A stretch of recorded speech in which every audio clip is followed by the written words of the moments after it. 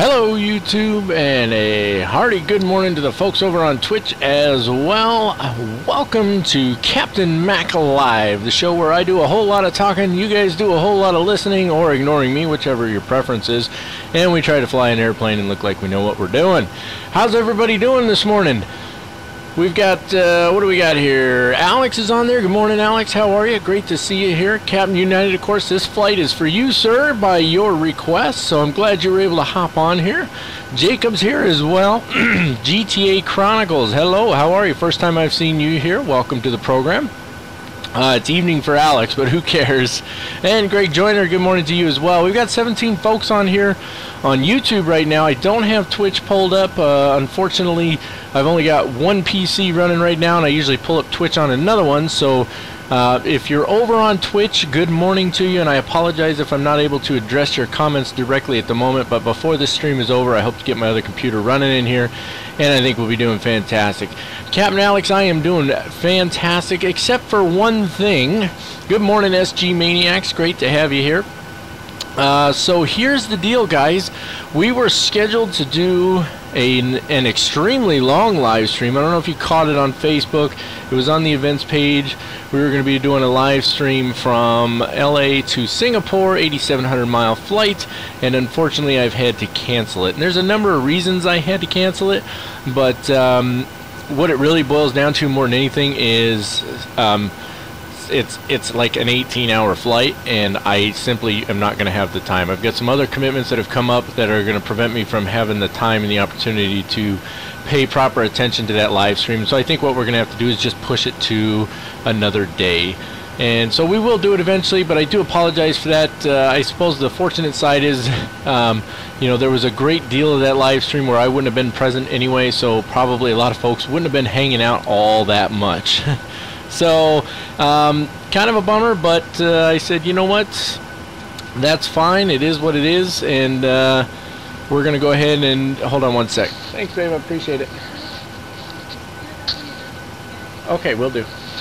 Oh, sorry about that, guys. Okay, so anyway, yeah, it is what it is. Not really a big deal in the end, because we're still going to do this live stream. We're going to have a great time, and it's going to be all kinds of fun. And that's going to actually give me more opportunity to interact with you guys, which, doing that longer flight because of other commitments that I have, I wouldn't have been able to spend as much time with you guys as I will doing this live stream. And who knows, maybe I'll even get an opportunity for another one today. So, Greg Joyner flying with the Mirage crew this morning. Fantastic. Thanks. You know what? Hello to everybody over at the Mirage crew. For those of you who are not aware, Mirage Executive Charters, run by my good friend Jerry, is a fantastic virtual airline that's based around charter operations, and it's a lot of fun. So if you get a chance, check it out. Just type in Mirage Executive Charters in Google and you'll be able to find their website, no problem. SG Maniacs, I'm glad to have you here. Captain United, you're saddened. Why, were you going to sit there for 18 hours and watch my 787 cruise? Alex says he reported me to the FAA. Oh, that's fantastic. Jacob, pretty much everybody in here is on Mac Air. What do you mean you can't figure out how to get your flight recorded? You'll have to explain what you mean by that. Yeah, the plane's looking fantastic. John Vinny is here. John, great to have you here, my friend. John, the poor fella, has just been having so much trouble getting his flight sim up and running. You know, I tell you guys all the time on my videos, hey, check me out over on Facebook, because I talk with folks over there. And John and I chat on Facebook quite a bit. And we've been trying to get his sim up and running. He's a fine fella and a good friend at this point. We've had lots of conversations, and I'm really glad to see you here, John. Yep, up to Boise, Idaho is where we're headed, Captain United. Ram, great to have you here. Lucky67, hello out in Italy. Great to have you here as well. Someone from Cyprus. Love it when you guys all hop on here. Georgios, thanks for joining us. Really appreciate it. Nick Carter, I'm doing fantastic. Yeah, Greg will get you squared away there, Jacob. And yeah, so we've got lots of guys on here actually from Mac Air, so they should be able to help you out. No longer uses the Boise 2-star, now it's the Gallon 1 or Gallon 2. You know what I looked for, Cody, was a good scenery flying into Boise, and I just couldn't find one. That was unfortunate. So, yeah, big bummer there. But anyway, so a couple things I want to talk about real quick. First of all, we are flying in KPHX HD version 2 from FlightBeam. They finally released it. They did some updates to the textures and all of that good stuff, and it looks absolutely exquisite. Looks beautiful. The only thing I'd really like to see them change, and I think I'm going to send them a message and ask them about it, is over here at Terminal 3, this whole side of Terminal 3 right now has been torn out, and they're redoing it. So a lot of the terminals already been redone. They're redoing this side, and then eventually they're going to redo this side over here. And I'm wondering if FlightBeam plans on updating their scenery once that terminal's redone. That'd be fantastic. So other than that, it looks absolutely beautiful. There's a Southwest plane coming in right there. We're running Ultimate Traffic Live. I also want to throw out there, you should note a couple of things here real quick. Number one is the textures should look really nice and sharp right now. And you'll also notice that things like the frame rates down here, this is really small. And if I click for in-sim menus here, to right click there, you can see that those are really small as well. The reason is I found a way to essentially make my monitor a 4K monitor, even though it's not a 4K monitor. And you're probably thinking to yourself, well, that just doesn't make any sense.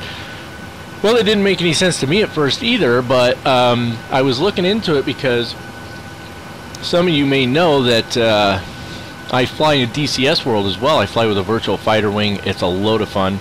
And I recently invested in a virtual reality headset, which, by the way, is really cool, but I highly recommend that you take a motion sickness pill before you start, because when you're flying in virtual reality, it will probably make you sick, flying and driving both. Nonetheless, I was looking at, I want to start doing some DCS World videos, and I was looking at some tutorials, and when you record in VR, it looks weird because the sim on the screen is like this narrow window that covers like from here to here. It doesn't cover the whole screen. Anyway, I found a thing that a video that a guy named Jabbers put together. I believe it's Jabbers is his name. If I'm getting that wrong, I do apologize. I want to make sure he gets credit. Fantastic guy. Contacted him. He contacted me right back. Great channel, great content on DCS World. And so I watched his video on how to set it up so that when you record in VR, you get a full screen recording using OBS, which is what I'm using to stream as well. And to do it, you basically trick your monitor into thinking it's a 4K monitor. It does put a little more load on the GPU, but there's two results of that. Well, three results. Result number one is a little obnoxious. It makes all your menus and icons and everything really, really tiny. Like, you can't see these when they pop up down here, but you can see, I don't know if you can see the in-screen menus here or not. Yeah, you probably can't. But I'm just looking at the stream over here to see if they pop up or what.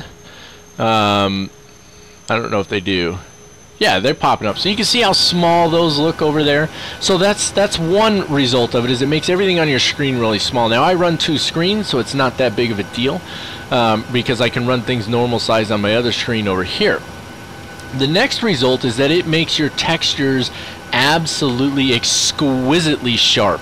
So I pulled up the Captain Sim 757, and I set the view on the flight deck to be identical to a view I was looking at on a 1080p video that I put together. So that full flight tutorial that I did on the 757, I just pulled up, paused it at a point where I was looking at the panel, and I put the two side by side, and let me tell you, there's no comparison. It is sharp looking. It is absolutely sharp looking. And then in addition, this was a really awesome benefit, is my frame rates have actually increased. So they do tend to move around a little bit more, but in order to get it to run, I had to put it to unlimited frame rates, and what's happening is my frame rates are actually looking fantastic. So overall, I've had really good frame rates as well. So David, to answer your question, right now I'm flying the Harrier as part of VMA 223. I'm actually part of VFA 2 Bounty Hunters, which basically what we did is we've got quite a few guys on there now, so we transitioned to Carrier Strike Group 1, and so we've got an F5 squadron, we've got a Harrier squadron, and then the Hornet is getting ready to release soon, and so is the Tomcat. So we're gonna have a squadron for each of those. Now, of course, you can fly in any one of the squadrons you want, but everybody will essentially be primarily signed to one squadron. I'm probably gonna stay with VFA 2 Bounty Hunters. which is going to be the Hornets, but we're going to see how that works out, because I definitely want to spend some time flying the F-14 when it drops, and I also want to spend some time as a Rio in an F-14, because that's going to be a lot of fun. So, but right now I'm flying the Harrier primarily, and it is absolutely awesome. And in VR, it's something else, guys. I'm telling you right now. I can't wait till VR goes to Gen 2 and we actually start seeing higher quality rendering in VR, because you have this thing called the screen door effect, where it's just kind of pixelated. It's nowhere near as clear as what you're seeing on this screen here, which is really a shame. So, Dogtag, good morning to you, my friend. How are you this morning? Great to have you here as always. Jody Miller is here. Good morning. SG Maniac says, I have the 737, but the next winglets won't show up in FSX. What do you mean you can only choose one livery at a time? You should be able to install as many liveries as you want, SG Maniacs. Normally runs on one core. I had to spread it out on all my cores, and boom. You want a butter landing. David, there are a lot of great resources out there. I would say first and foremost, just jump in and fly. So DCS World is free to download and install, and there's a couple of free aircraft in there. You know, they're not what you get for your high, you know, they're free aircraft, so they're limited, but nonetheless they're still pretty good. But I would just download 2 point whatever, and I think it still shows it as open alpha or open beta. Just download it, install it, fly around in it a little bit, get into the Eagles, what is it, Eagle something or other, Eagle Dynamics, get into their forums a little bit, start there, and then again, I believe that guy's name is Jabbers, Jabbers. I believe that's his channel name, his YouTube channel name, so try and check that out as well. And he's got some great tutorials on there and a lot of great information. That's where I would start if I was you. I did upgrade my KPHX dog tag. Thank you, though. SG Maniacs, that sounds like an install problem. Are you running Steam Edition or Boxed Edition? Oh, I'm a little plugged up here, guys. Alright, well, you guys go ahead and continue in the chat over there, and I'll bounce over and take a look whenever I can. But what I want to start doing here is I want to take a look at what we got going on for our flight today. So we're going to be flying from Phoenix up to Boise, a request by Captain United. And it's going to be a fun little flight. It's not real long, but it's just long enough, and because I talk as long as I do, it's probably going to take a little longer. You notice the train's doing something weird back there. It's kind of strange.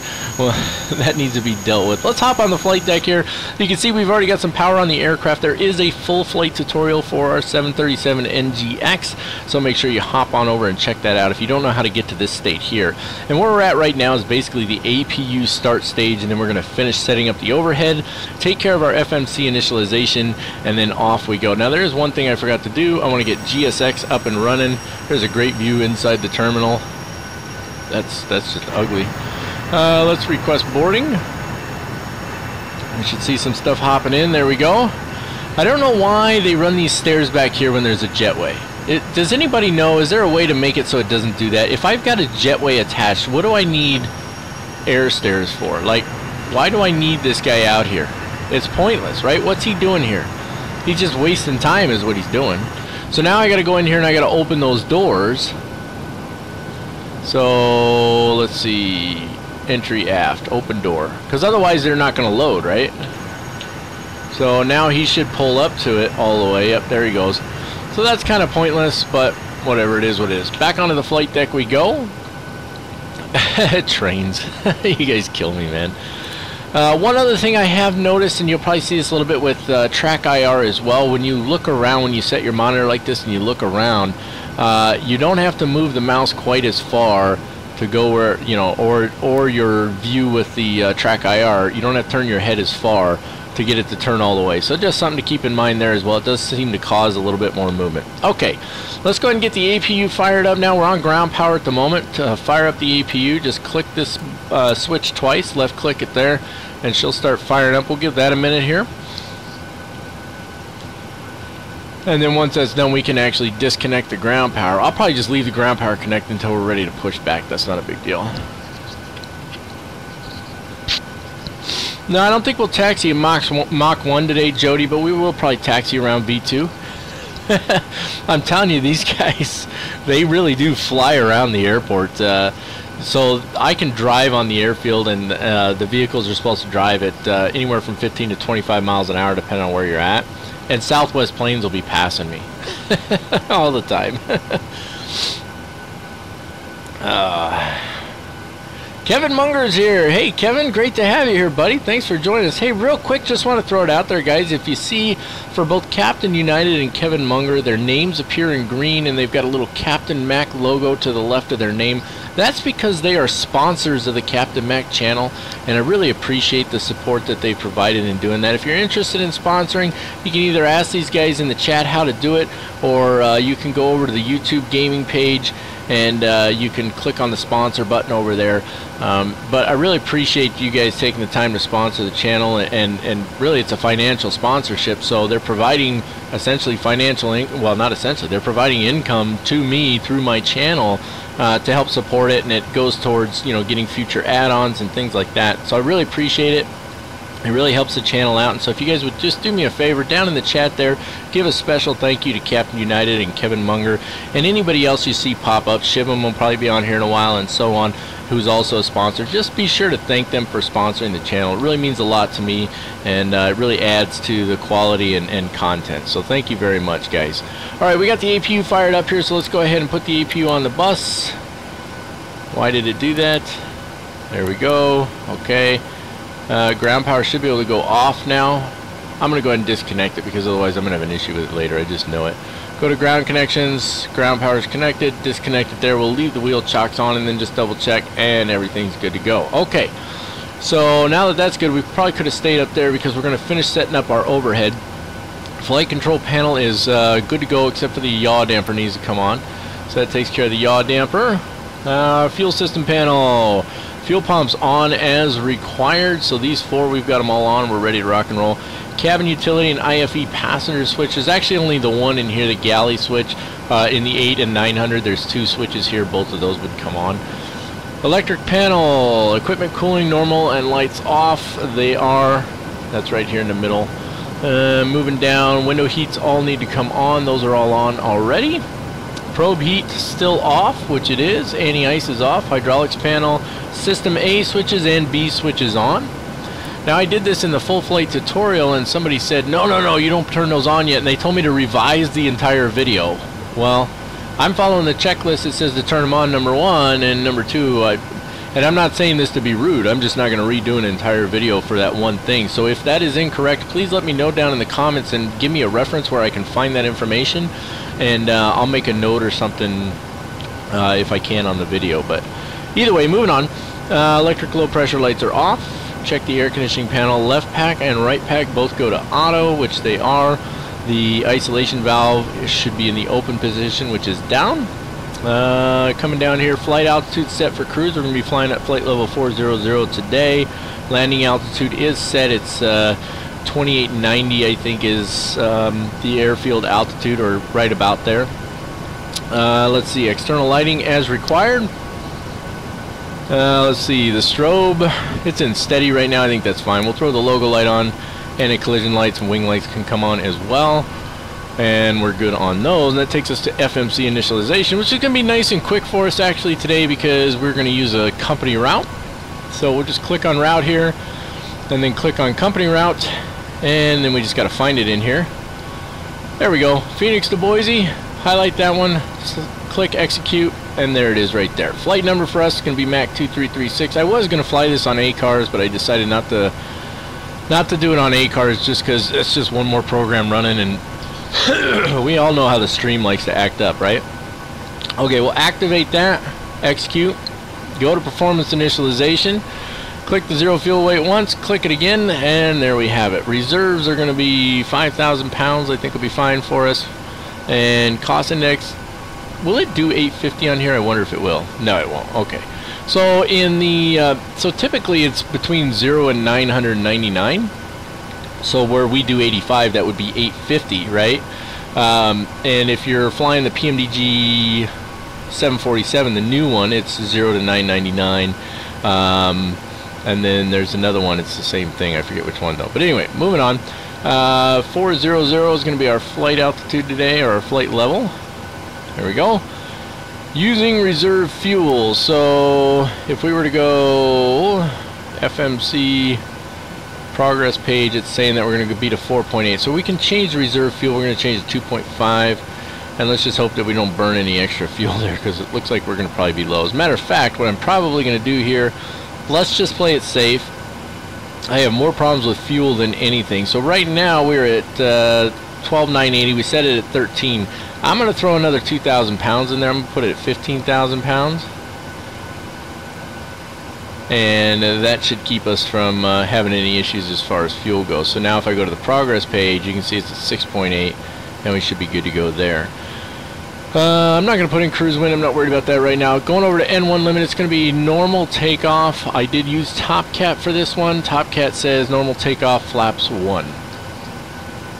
Now, I don't know why it just never seems to want to use the D rate when I fly the 737. Not really sure why, so it is what it is. So over to the takeoff page. So flaps are going to be 1. Center of gravity is going to be 23.6.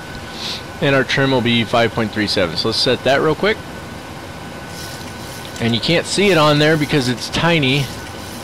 There's 5.35. I have good eyes. And then we still need to do our departure. So let me click on that real quick, and then let me pop this up over here. And I'm looking, let's see, it's the Silo 4 departure transition at FLG, which is Flagstaff. So go to Silo 4. There we go. Transitioning at Flagstaff, and I believe we're taking runway 25 right, but let me just double check that weather. I didn't write it down yet anyway, so I need to. So weather at Phoenix is, wind is 260 at 10 knots. 260/10. Altimeter 2987. And the temperature is 16 Celsius. It's actually a little cool for us today. And it's cloudy out. Okay, so with the wind 260 at 10, we're going to take runway 25 right for departure. There we go. Throw that in there. And then our arrival is going to be Spud 3. Spud 3. So departure arrival page. And Spud 3 off of BROPH. So let's find Spud 3. So it looks like it's got Spud 3 for runway 10 and runway 28. Let me see what the weather's estimated to be. So going out to Boise, 0 at 0 for about the next 3.5–4 hours. So I think we'll be alright with the wind being 0 at 0, which means it's showing runways in use 10 right and 10 left. So we will go with Spud 10 and BROPH. Not sure what that stands for, but we're not going to actually select the approach yet. Alright, execute that. And let's go to our legs page, make sure there's no discontinuities real quick. Nope, looks good all the way across the board. Back to our takeoff page. V1 is 126, rotate at 129, and 138 is V2. Fantastic. That takes care of FMC initialization. Now we need to set up the MCP. Flight directors come on. We don't need to arm the auto throttle yet. I do want to check our departure over here. And let's see, Silo 4 departure. Just looking for altitude restrictions. So for us, there's vectors there.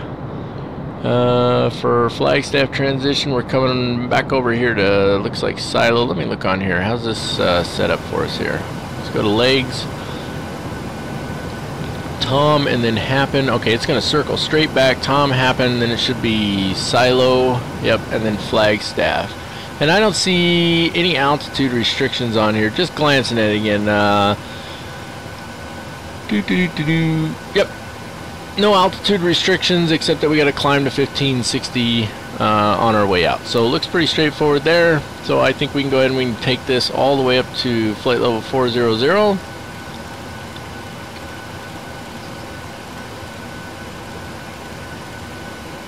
if I can get it to settle on 400. Come on. Oh, for goodness sake. There we go. 400. Alright. That takes care of that. What did we say V2 was again? Let's go back over to... we need our takeoff page, and V2 is 136 or 138. I can't see that far. 138. So 138 plus 5 is going to be 143. Right? Yeah, 143. So I do V2 plus 5. Some people do V2 plus 20. Some people say it's just V2. Take your pick. It's not really a big deal. You can do either or. Altimeter needs to be set 2987. That one doesn't pop up for some reason, but they both adjust together. So 2987, and that adjusted on both of them. So we're good there. And what else? We're on map mode. We don't need the center switch right now. We don't need to set the course. Flight directors are already on. Auto throttle is off. Heading to runway heading. We could set that if we want, which is going to be 258 degrees. 258, if I can find it. There we go, 258. Altitude is set. Autopilots are off. No flags on the PFD. Auto brake needs to go to RTO. That's this guy right here. There it is. Radios are good. Transponder needs to be set and left off. We do need to test it as well. So 2336 on the transponder. Test that. And you can see it's going through its test right now. Speed brake is down. Thrust levers are idle. Engine start levers are cut off. Stabilizer trim is set. And that's going to take us into our push and start checklist, guys. So give me just a second here. I'm going to get a couple things squared away. You guys continue to chat amongst yourselves, and then we will dive right into push and start.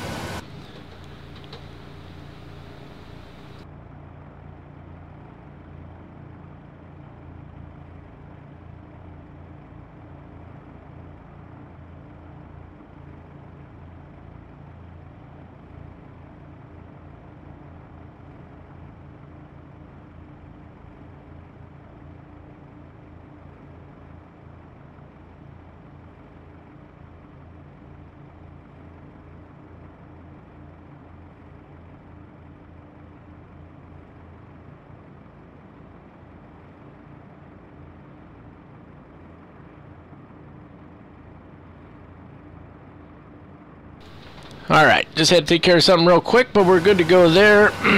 Yeah, what do we got going on over here in the chat? Name's Spud because Idaho's famous for their potatoes. No kidding. Not Idaho. Hold on, let me put my track IR on.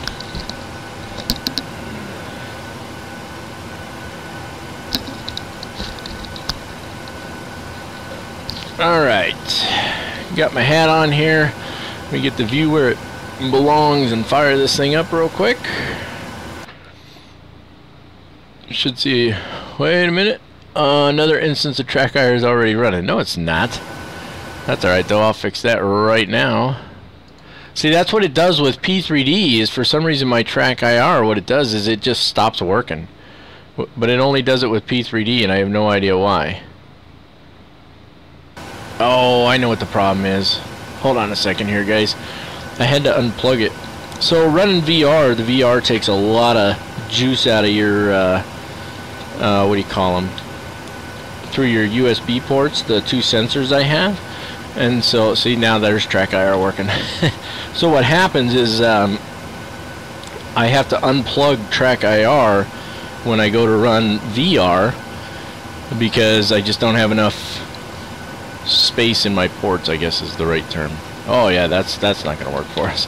So let's get this view squared away here real quick because we can't be looking at the back of the seat.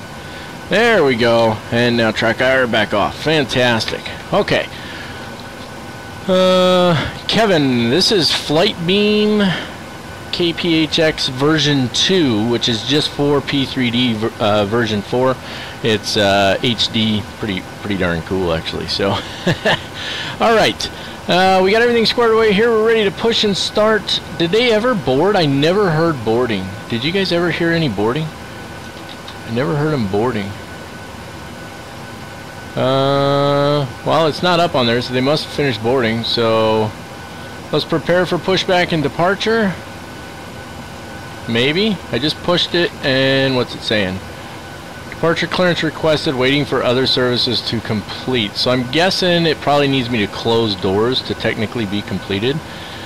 So here's one of my concerns with GSX right now, guys. I've got it working and stuff, but you can either have it set to give you all notices or just some, right? Hold on, I gotta sneeze. But there's no in between, so I've got it set to only give important notifications, so when it needs me to open and close doors, I don't get a notification. So that's actually really obnoxious, to be honest with you. Okay, next page here, close these doors, and hopefully that will square it away. Yeah, see, well, see, he hadn't even backed off yet. Did they ever even load? I don't think they did. I'm gonna have to reset it. Yeah, it's waiting still, but it doesn't tell me what it's waiting on, which is really obnoxious. So I'm just going to clear them out, reset position. That gets rid of them all. GSX can be quite frustrating sometimes. So let me pull it back up here. Operate the jetways first. Southwest. Okay, now it's taking the jetway away, which is what I want. We got our doors closed. Now let's prepare for pushback and departure. Nose right, tail left. We do not want to start engines before pushback. And there he is. He's going to drive right through that thing. And yep, and there's no wheels on there. That's one thing I've noticed. The wheels go into the ground. It's always kind of weird to me. So the wheels are actually under the ground there. Anyway, all right. If you don't remove the wheel chocks, they won't lock gear and all that. So wheel chocks removed. Double check our doors here. Those are all closed. Those are all closed. I think we're good to go. Let's go to the FMC page. This one will be on active legs page for now. Locking gear. All right. So let's look at our push and start checklist. Passenger boarding is completed. Doors are closed and locked. Clearance for push is obtained. Throttles are idle. Start levers are off. Packs need to go off. Coming up top here, packs, right click off, right click off. Five has been inserted. Release parking brakes. Commencing push. All engines clear. Start that wheel. Alright, APU is running. We've checked the bleed air pressure. Fuel pumps are on. Anti-collision light should already be on, right? Yes, it is. Anti-collision light is on. Pushback is doing its thing, blah blah blah, and then we're going to start with engine number 2. So we're going to use the left ignition here. We're going to left click this guy, boom, and there you go. Start valve is open. We need the engines down here as well, and so we're waiting for this to get to 25, and you should be able to see that now. It should be pretty crystal clear, but nonetheless, let me pop it up. So we're waiting for that to get to 25, and when it does, we'll introduce fuel. There's 25 right there. Fuel coming in. Those rudders are going all nuts right now with the pushback going on, aren't they? Alright, what do we got in the chat over here? V2 plus 5 with tailwinds, V2 plus 10 with headwinds. Shivam's here! Hey Shivam, how are you, buddy? Great to have you. I knew you'd jump in sooner or later. Shivam just can't stay away. Silas is here as well. Welcome, Silas. Thank you for joining us. I appreciate it. Watching on my cell phone from work. You guys kill me. Alright, just waiting for the engine to stabilize. It'll stabilize around 20. So there we go. We're looking good there. Let's go ahead and let's start engine number 1. Left click. And again, waiting until we get to 25 on the N2.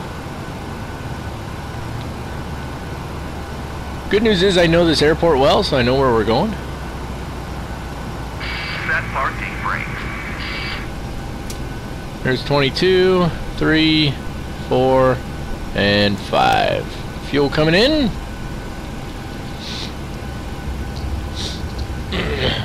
Watching 2 hours before you. Where are you flying to, SG Maniacs?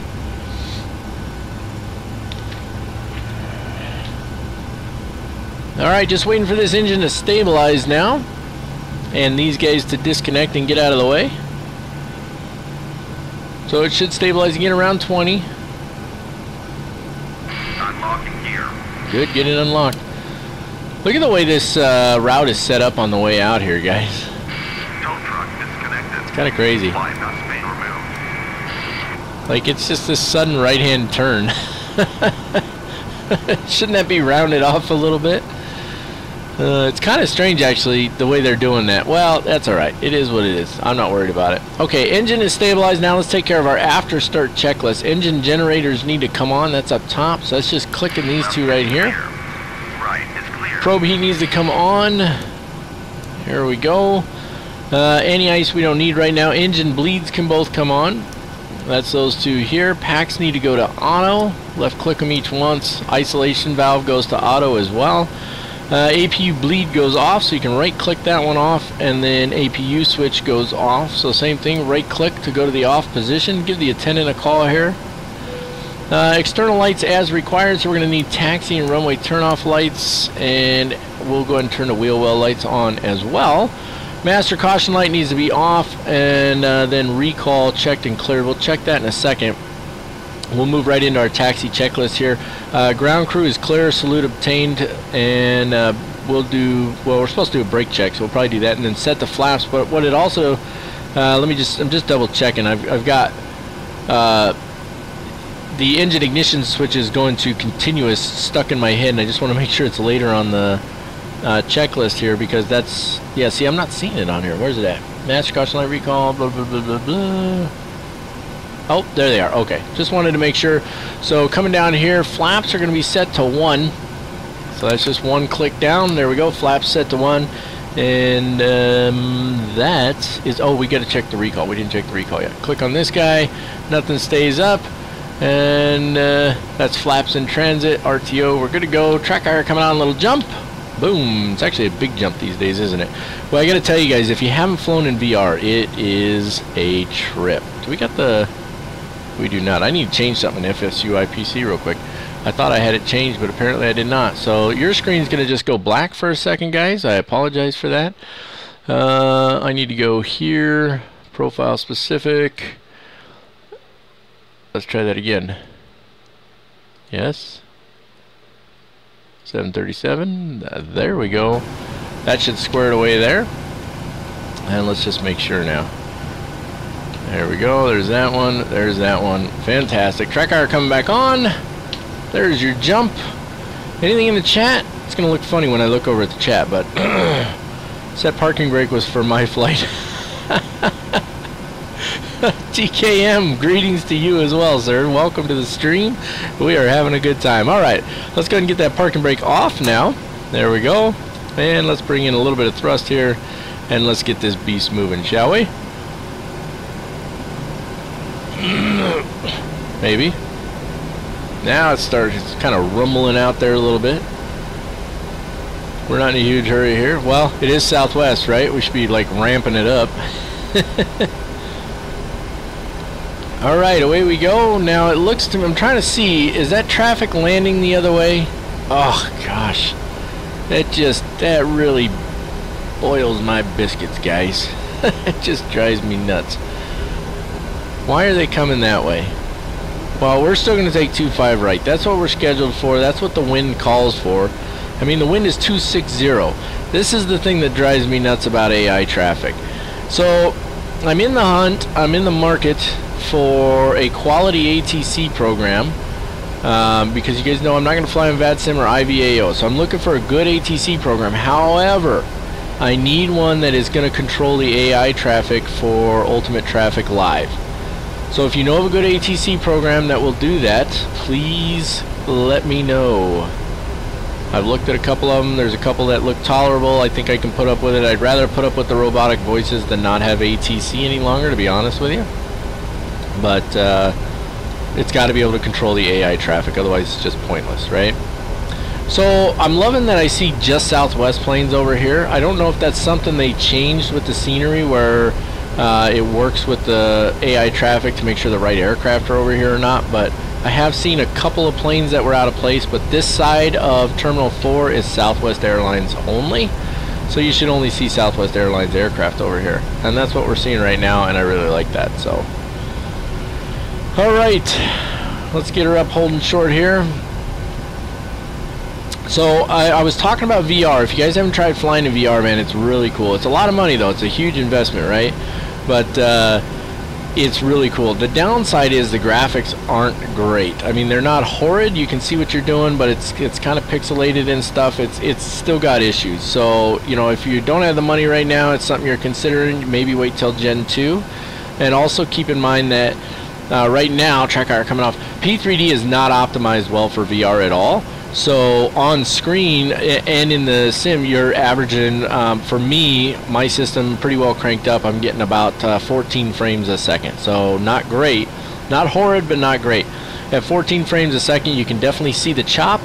But it's not so bad that, you know, it's not a slideshow. You can still fly the plane, but it could be better, right? Okay, let's take care of our before takeoff checklist. Master caution light needs to be off. That's this one here, and it is.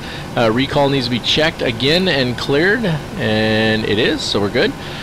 Flight controls checked. Now, let's see if this one does it here.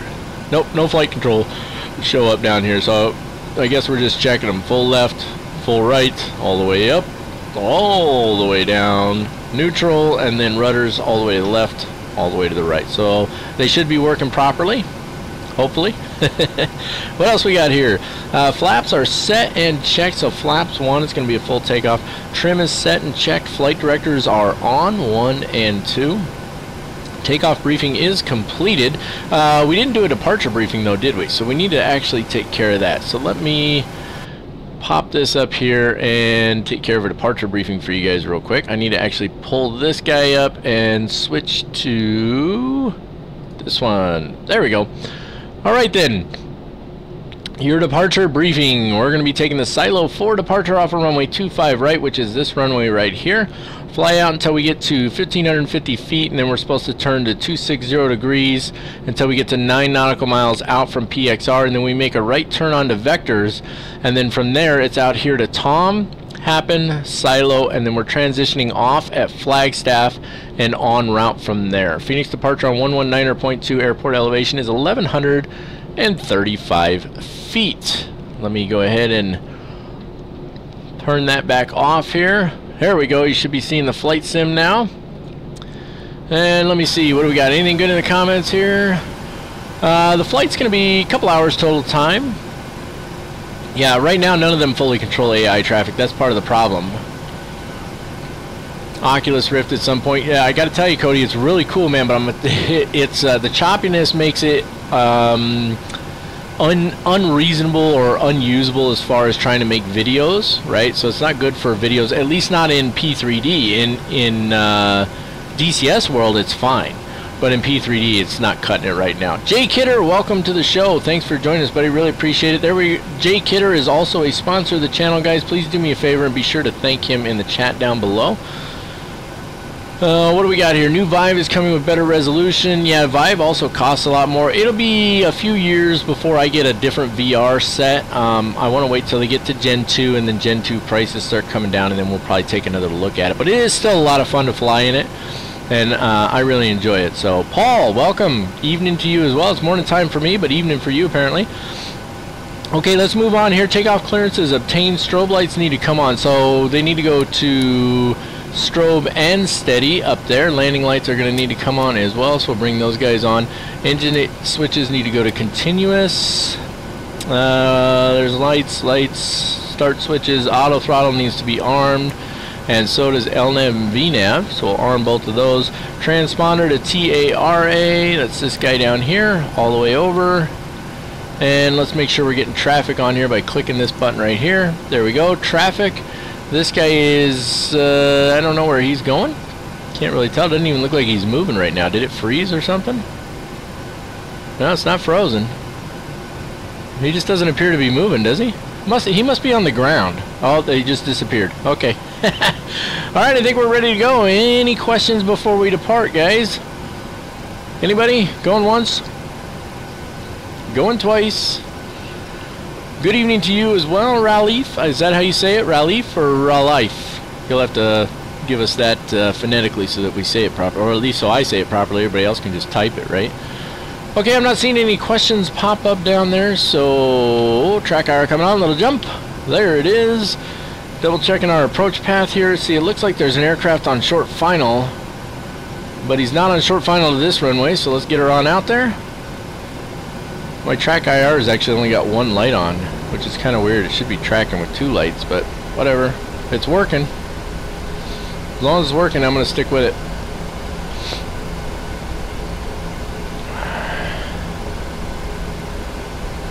Time for snacks. No, dog tag, it's not time for snacks yet. We're not even in the air. Come on now. Seatbelt sign is on. Sit down and relax. Oh, there's that stupid reverse thing kicking in again. No matter what I do. Rearm the auto throttle here. Alright.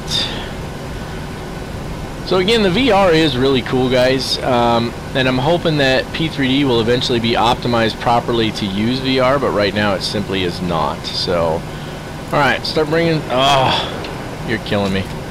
The reverse thrust thing is just killing me, guys. It's absolutely killing me. And I still, it's got to be this throttle. So what I need to do is I need to get another SciTech throttle, and then I need to get that little box thing for him that puts him at the right angle. And then because it's kind of generic looking, I want to get like some 747 handles for it or something. So eventually, all right, bring in a little thrust here. Get it around 40%. Let it stabilize. That'll help get us centered up as well. There we go, and toga. Hands on the throttles right now. And we're looking for any indications of a problem. I'm not seeing anything. Everything's looking good. Other than we're not staying in the middle of the runway very well. Alright. Thrust is set. There's 100 knots. Coming up on V1 and rotate. V1. Rotate. There's rotate. Come on. Rotate, baby. There we go. Up, up, and away. Positive rate of climb gear coming up for those of you who know that I occasionally forget it. Oh, it's got the single Q flight director. I didn't notice that. I don't like that one as much. But it is what it is. We'll just suck it up.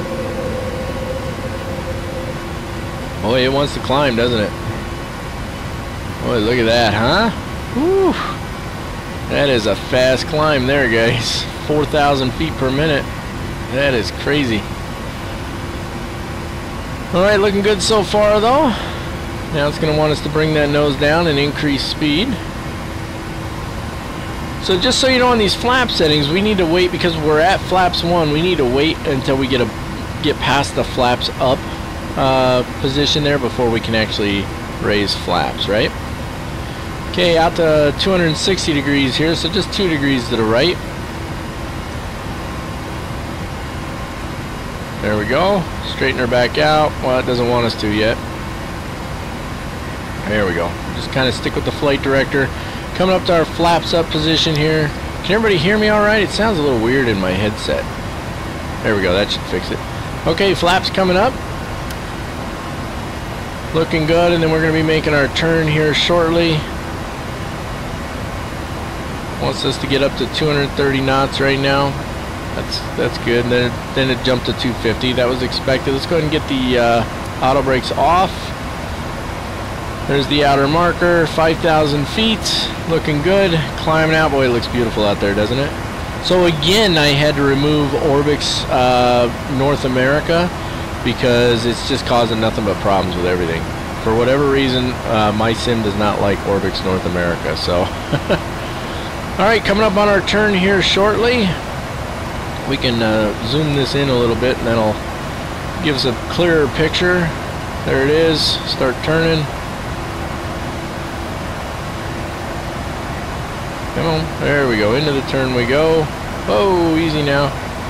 Oh, it got a little choppy there, didn't it? Yeah. Boy, it didn't like those clouds when we started turning and said, "What are you doing?" Looking good right now. Yeah, see, that's why it shouldn't... I don't know why they had that turn as a 90-degree turn. I mean, that's just not happening when you're doing 250 knots, right? Yeah, the frame rates went a little crummy on the clouds there. Kind of a shame. Alright, we're almost to 10,000 feet. Let's go ahead and get the autopilot on. Maybe. There we go, autopilot coming on. And let it do its thing here. As we come up to 10,000 feet, let's go ahead and get those landing lights off. All of them. Runway turn off lights off. Taxi lights off. Track IR coming off a little jump. There it is. That should help with the frame rates a little bit too, because we're not moving around constantly. Now, you notice when the frame rates are in the 20s, guys, that's really smooth on your sim, believe it or not. But it looks choppy when we're live streaming. I don't know why, but we have a problem when we live stream where it does that. Okay, so we're on vectors right now, so what we need to do is hop down here, go to our legs page. There you go, you can see we're on vectors. Just grab Tom, make it the primary, execute that, and now it'll go into LNAV mode. There we go. So now it's going to go direct to Tom, and then from there to happen and silo and on course, and away we go. Fantastic. So we're above 10,000 already. Everything is looking good. I'm not seeing any issues with engines or anything. About the only issue I'm seeing is that the frame rates kind of dip down a little bit and are acting up. And of course we get that choppiness when we're streaming, which I still haven't found a way to fix. So that's unfortunate, but it is what it is. So let's hop over here real quick. Let's take a look at our progress page.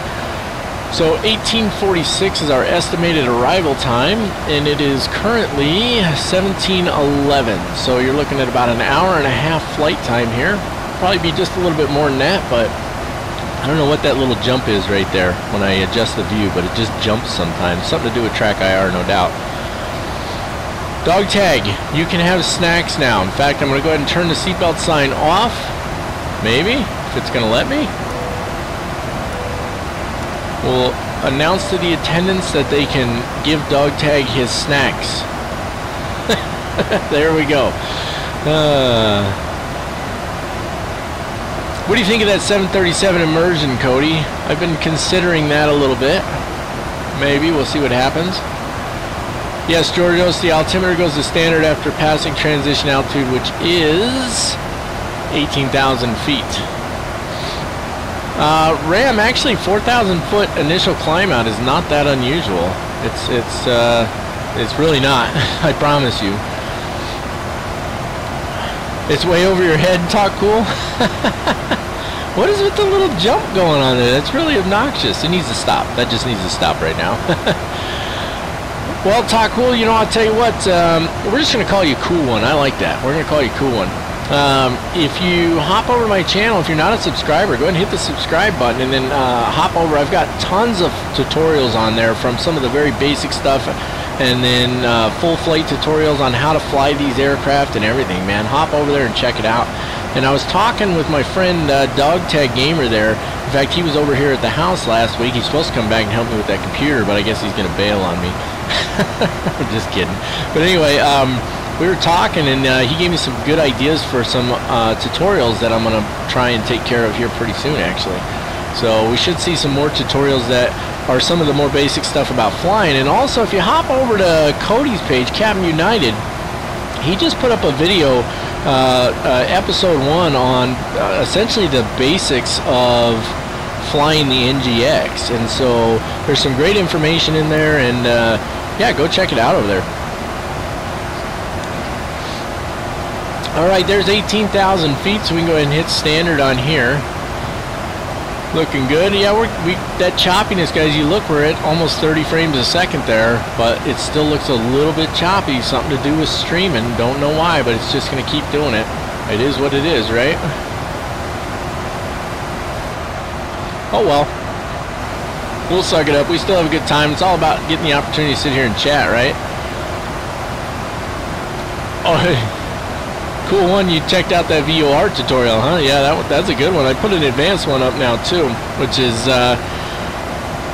it's a good one. You'll like it. It talks about the airways and the intersections and all that, and how you can use the VORs to navigate those. It's pretty cool. I enjoyed putting it together, although it took me a while. I couldn't seem to get the words out that I wanted to say, so. All right, we're looking good here though, guys. So, how's everybody doing? I have to remember that there's a delay on the stream. For those of you who came in after we started, we were scheduled to do a 18-hour, essentially an 18-hour live stream that was supposed to start originally at 4 o'clock today, and then I moved it back to 2 o'clock, and then I had to cancel it, unfortunately, due to other commitments. We're just not going to have the time necessary to put into that flight, and that's kind of a bummer. But at the same time, I don't know that a lot of people would be on there, you know, during the course of that 18 hours. The bulk of it, I probably wouldn't have been there. Well, I wouldn't have been there. I was going to go to sleep. I'm not going to stay up for that whole thing. But I'm going to have to do that one day. Boy, that choppiness is really annoying me right now. I wish it would stop. You guys saw the frame rates were absolutely stunning when we were down on the ground, and all of a sudden they're just kind of going bonkers on us. So hopefully it doesn't do that when we fly into Boise. I think right now it's just the clouds, you know, maybe, I don't know. Let me turn that track IR off for now. Maybe that'll help get rid of that stupid little bounce it keeps doing. There we go. Track IR coming off. That should help, maybe a little bit. I don't know. We do have a lot of stuff open right now. That always hurts the frame rates as well. I think let me close this guy out. That sound you hear, that was me just closing out the SkyForce 3D. Don't need to have that running right now. The clouds will still be there. You don't have to actually have the program running. So yeah, but right now it's just not liking it. Look at that, frame rates are dropping down into like 16 frames a second. It's just not liking the clouds right now. Such is life sometimes, guys. You know, again, the really crazy part is, you know, when you're at 18, 19 frames a second, flying your sim, you're actually running pretty smooth. It's not choppy like you're seeing on here. The choppiness you're seeing on here is mostly due to the live stream, is what it is. So kind of unfortunate that it's doing that.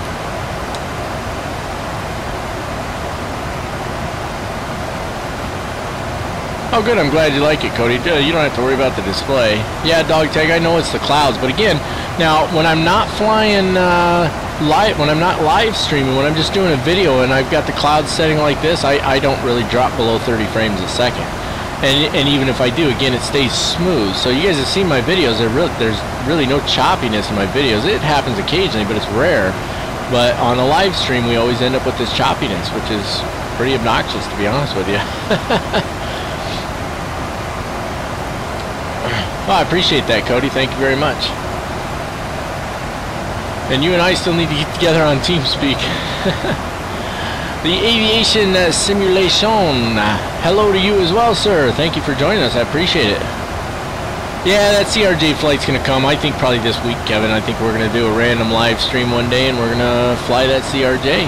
It's going to be a training flight. We'll see how it goes. It's probably going to be pretty long, too, because I've barely even looked at that thing. But such is life on everything, right, guys? We're cruising along here, looking really good. Super excited. You can see the frame rates are settling down now that we're getting above the clouds a little bit. You know, again, it is what it is. My sim runs pretty darn smooth, and you can see, look at how sharp everything looks. I'm wondering, does it look as sharp for you guys on there? It's probably streaming in 1080p, so I think it's streaming in 10. Is it streaming in 1080 or 720? What the? Oh! Crashed to desktop! What the heck just happened? Wow. Look at that, you guys. We had a crash to desktop. Holy cow. That's just crazy right there, isn't it? I've had a couple of CTDs with, what do you call it? So you got a black screen right now. Let me go back to this one here. I've had a couple of crashes to desktop with the new Captain Sim 757, but that was some bugs in there. Yeah, Exodus, I'm running it on 4K resolution right now. Okay, let's fire it back up here. What about Aerosoft, Kevin? Oh, you were answering cool one. Yeah, the Aerosoft CRJ. Oh my goodness. What is going on? You guys should be seeing the little intro screen right now, but that's not what's showing up for you, is it? Yeah, it should be. That's what I got up there. There we go. It's up there now. Okay. Wow, what a pain in the keister, huh? Like, I almost never get crashed to desktop. Certainly not in P3D. That's just craziness, guys. Okay, let me select my aircraft here. On a live stream, too. Of all times, on a live stream. You're killing me. Okay, where are you at? Nevada 1, there we go. That's the one we're looking for. Back to Phoenix. And back to the gate. Okay, so it is, we were at D5. There we go. And bring the time back a couple hours. And fire it back up. Well, we've all experienced stuff like that before, haven't we?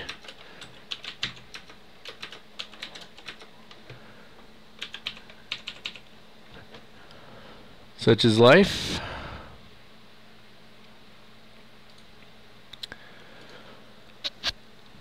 Alright, we got her coming up right now. Just give it a couple minutes here, guys. It said, nope, not happening.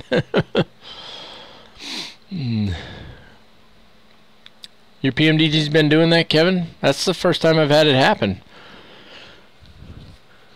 FSU IPC it?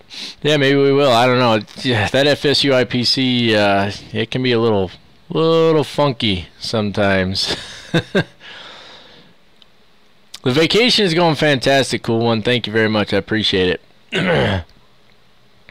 Sometimes it loads and says doors open, but they're closed. I haven't had to do anything like that.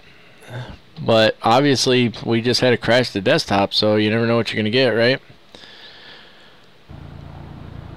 Okay, aircraft is loading in right now. Alrighty, and let the systems finish loading, and then we'll see if we can load it from FSU IPC. If not, I guess we're taking off again.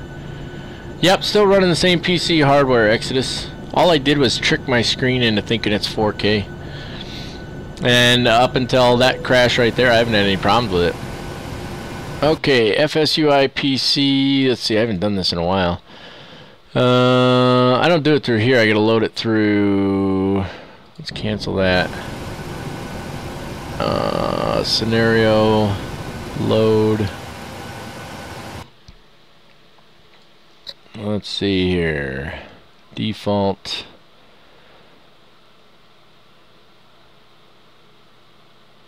Should be, let's see, 2018. Nope, it's none of those. Previous flight. No idea where this is going to load at. We're going to see what happens here, guys. We're going to see what happens. I just pressed load.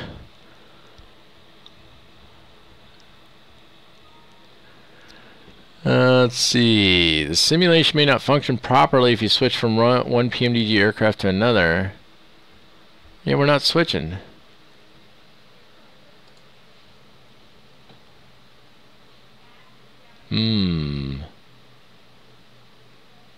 Oh, it just crashed again. As soon as I tried to load it, it crashed again. Wow. That's interesting. Yeah, as soon as I tried to load the flight, sim crashed. That was trying to load the FSU IPC saved flight, though. My flight channel, hello, how are you? Great to have you here.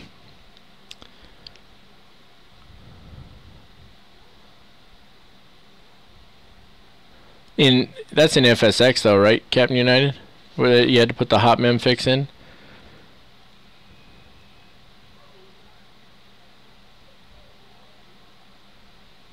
I don't understand your question, GL.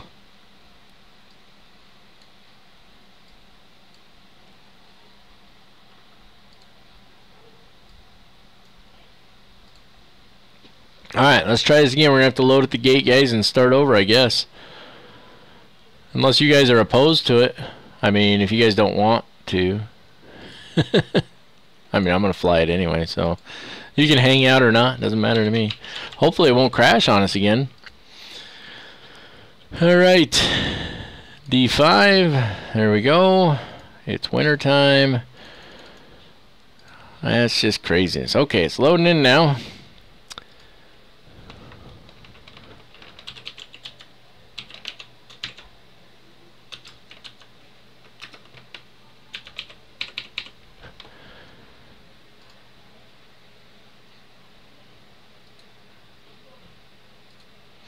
And let's see what we get. I'm doing good, my flight channel, other than having crashed to desktops all of a sudden, which is just crazy.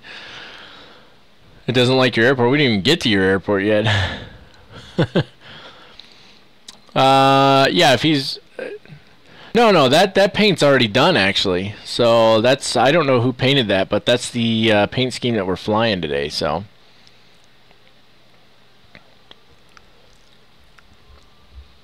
Alright, she's loading back in here. I'm going to need my checklist here again. Alright, as soon as it loads in here, I'll pop it back up for you guys.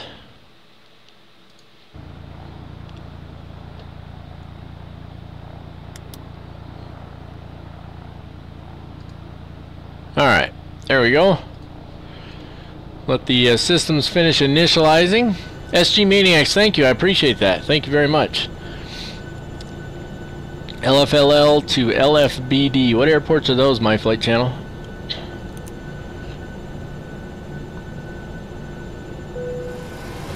Alright, so it's got engines running. So we'll probably just leave it as is.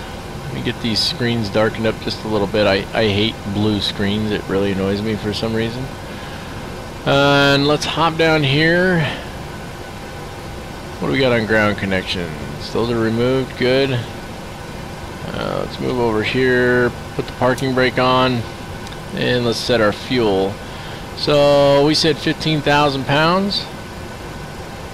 Actually, let's do 15,500 for now, since we're going to spend a couple minutes setting up the flight again. Take that. Go to the payload. What was our zero fuel weight on here? Let me double check. Planned zero fuel weight is 116.1. That'll take care of our payload for us. Fantastic. Return. I think we're probably good there. Let's hop over here. IRS is already aligned, so we don't need to worry about that. Grab the company route again. This one here.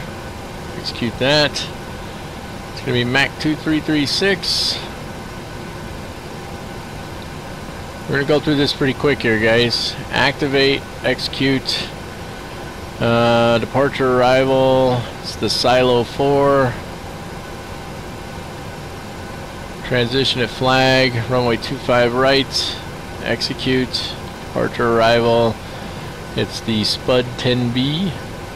Spud 310B, and transition at BROPH, whatever that is. Execute that, maybe. Go to the legs page. Get rid of our discontinuities if they exist. They do not, so we're good there. Performance initialization, zero fuel weight. Reserves, we should be able to do 5. Cost index is 85. Cruise altitude, flight level 400. Execute that. N1 limit is normal takeoff and climb. Takeoff page, flaps 1. Center of gravity. There we go. 127, 130, 138. Those are pretty close to where they were before, right? And we're good to go down here. Put this one on the legs page. Go to FMC. Put it on the legs page. Jump up here. Auto brakes to RTO. Flight director's on. This guy up to 40,000. There we go. Auto throttle doesn't need to be armed yet. This one needs to be 143. Jumping up top here. Everything's pretty well squared away up here. This needs to go to 40,000. Cody, real quick, give me the landing altitude for Boise, please. And what else we got here? That's good. That can go, go, go, go. Fantastic. Let's get these on. Call the attendant. And take that brake off. Push back. We're just going to do Shift P. I'm not going to play around with it. We'll use the Bravo key to set our altimeter. There's the pushback starting. Transition was, I don't know, BR, POH or something weird like that. What's the landing altitude? You need a bourbon.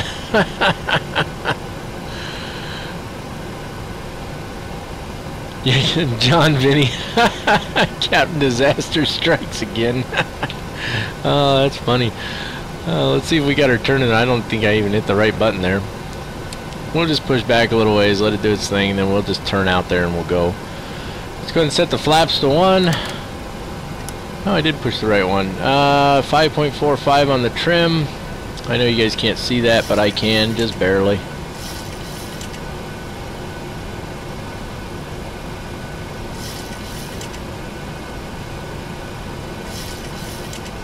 That's 5.47, that'll work.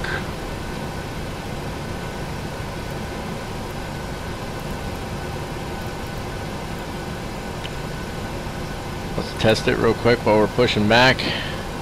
That's far enough there, buddy. Brakes on. APU's off, right? Yep, APU's off. Taxi lights.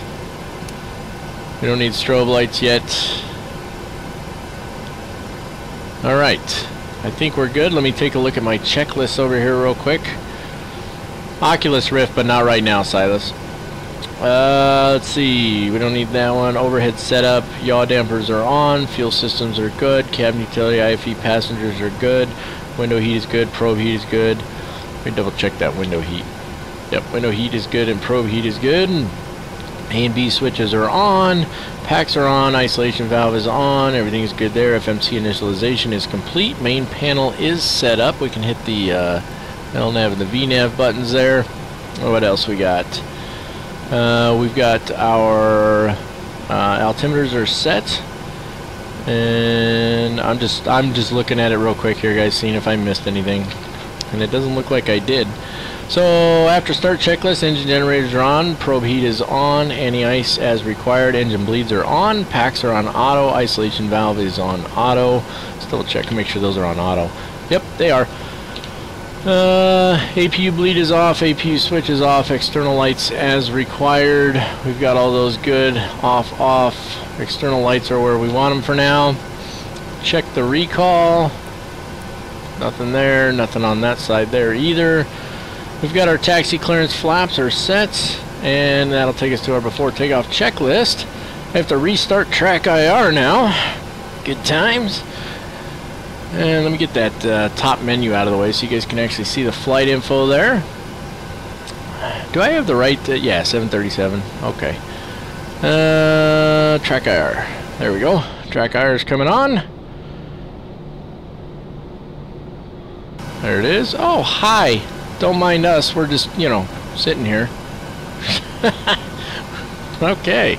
Well, let's go ahead and turn the TCAS on so we see if anybody else...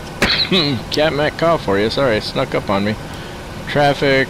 No, traffic on, not off. There we go. Traffic on. Wow. Allergies are really kicking my butt, huh? Alright, let's get a little thrust coming in. Brakes are off, and away we go. Field elevation 2871. So 2850 will be fine. There we go. Thank you, sir. Alright, let's get moving now. Well, it looks like maybe at least they're using the proper runway now, right? Who knows? Let's put the auto throttle on. Well, might as well leave it off because that reverse thrust thing's probably going to do its damage. Alright, other than having to wait on the United Airlines aircraft in front of us, we will be taxiing at proper Southwest Airline taxi speeds. So, and one thing I've noticed they do all the time, they cut corners. They don't follow those lines at all. They're like, hey, I got plenty of room here, watch this. Oh yeah, we're gonna have to wait on him. Be nice if we could have gotten in front of him and had him wait on us, but he didn't care, did he? He's like, I'll do what I want. Alright, dude. Get a move on now. And I've seen this actually at the airport. So, good examples, American Airlines, they taxi super slow, right? Like 10 knots, I think, is their taxi speed in Phoenix. So you see them taxiing around, you'll see a Southwest Airlines aircraft come screaming up behind him, and then just, you can see him putting on the brakes. Like, you just know the pilot's in there shaking his head and pulling his hair out like, let's go! It's like being stuck in traffic. It's terrible. I bet it drives them nuts. Yeah, they were a little better in the first session, weren't they? Not really sure why they're lower right now. But I guess we're just gonna have to suck it up, huh? Okay, just pull right on the runway, please. Don't hold short or anything. Oh, he's gonna hold short. Son of a gun. Get going. Atta girl. There you go. Move it on now. Move along. Nothing to see here. Then he'll pull on the runway, come to a complete stop, and then just sit there for a minute. It's terrible the way the AI traffic works. Yeah, the frame rates are definitely a little worse, but you know what? We're just going to suck it up, and if we get another crash to desktop, then I'm just going to call this one quits and probably have to change my settings back to what they were. But, you know, I did flights yesterday, like I did the PMDG 747, and I didn't have any problems with frame rates or crashes or anything, so not really sure what the deal was there. Alright, get a move on there, son. Let's go ahead and get our lights on in preparation for him doing his thing. Let's go ahead and do the attendant call here. There we go. And as soon as he starts, see, he's going to inch forward for a minute, and then he'll stop. Another thing, too, when you're in VR, it's actually a lot easier to see around you. Like, when you look out the windows, like, I can look over there a lot easier than I can with track IR, so...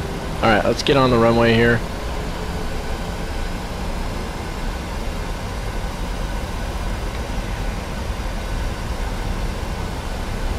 And this should work out well. We should be able to roll right on and do a...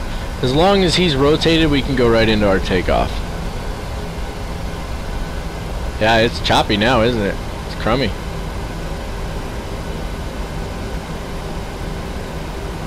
Sorry, guys. We're just gonna have to suck it up. I don't know what the difference is all of a sudden. It's like my system's mad at me.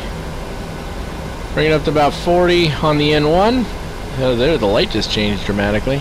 We're gonna fight the choppiness all the way up. We'll probably hit the toga button there. Oh, you gotta arm the auto throttle to hit toga. Okay. There we go. So we're just going to deal with it. I'll probably put the autopilot on sooner than I normally would in this case. Because I don't want to fight with the choppiness. And I don't know why the frame rates are doing so crummy right now.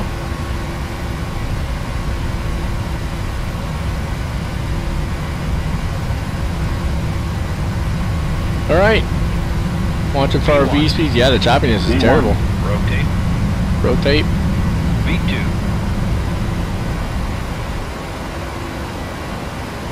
Gear coming up.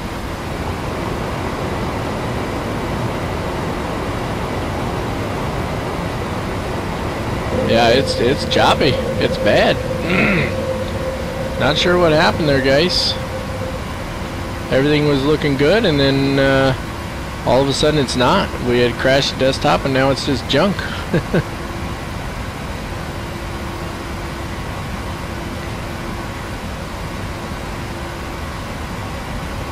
Alright, well, away we go. Let's give this another try. If it crashes the desktop again, I'm going to just have to end the live stream, guys, because otherwise we're just wasting time.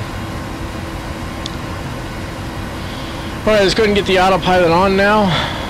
I don't normally do it this early, but it's choppy. Track IR coming off. Choppy jump there. And let's let it do its thing for the moment here. Watch for the flaps to come up. And then once it turns on to vectors, we'll go ahead and go straight to Tom. Almost able to bring flaps up here. There we go. Flaps coming up now. And I'm just going to go straight to Tom. Execute that. There we go. And straight to Tom we go. Auto brake's coming off. We never did put engines on continuous on that one. My bad. Got in a bit of a hurry there, didn't I? A little frustrated. See, what's crazy is even at 15 frames a second, it's only a little choppy, right? It's not horrible. All right. Do not end ever. Lock the landing gear. That's right. Let's click it. There we go. Landing gear is in the off position. Thank you, Kevin. All right. Let's see what happens here, guys. Keeping an eye on the speed there, watching our altitude, wait until we get above 10,000 so that we can get the landing lights and stuff off. See, normally when I'm doing this, when I'm not live streaming, if I'm doing a video, I'd be at 30 frames a second right now, no problem. So they may just be causing an issue as far as live streaming goes. I may have to convert the come on, brain function. Convert the what is it? I can't think. Never mind. I'm done talking. My brain doesn't want to function. It's terrible. Resolution, that's the word I'm looking for. I may need to convert the resolution on my screen back to 1080p for doing live streams, and then I can record videos in 4K. But, you know, I don't know. I mean, can you see 4K on there anyway? I mean, does it look better to you guys, other than the choppiness, obviously? Is it looking any better, or does it look the same as it normally does? Matthew Civilli, what's going on, buddy? Great to have you here. Hey, guys, Matthew Civilli is also a sponsor of the Captain Mac channel. Please be sure to give him a thank you in the comments section down below. We got quite a few sponsors on here right now, as a matter of fact. Pretty fantastic. Thanks for joining us, Matthew. Great to have you here. You missed the crash to desktop we had. So, yeah, it was kind of ugly. It's the same. Let me check something on my OBS settings here. My output, check my settings if it'll let me. It should be, oh, I didn't set it to rescale the output. And I don't think it'll let me do that now. No, not right now. So I'll have to do that next time, rescale the output. So right now it is streaming. I don't know. Everything's set the same except for my screen. My screen is the only thing that's different right now. So I don't really know what the issue is, guys.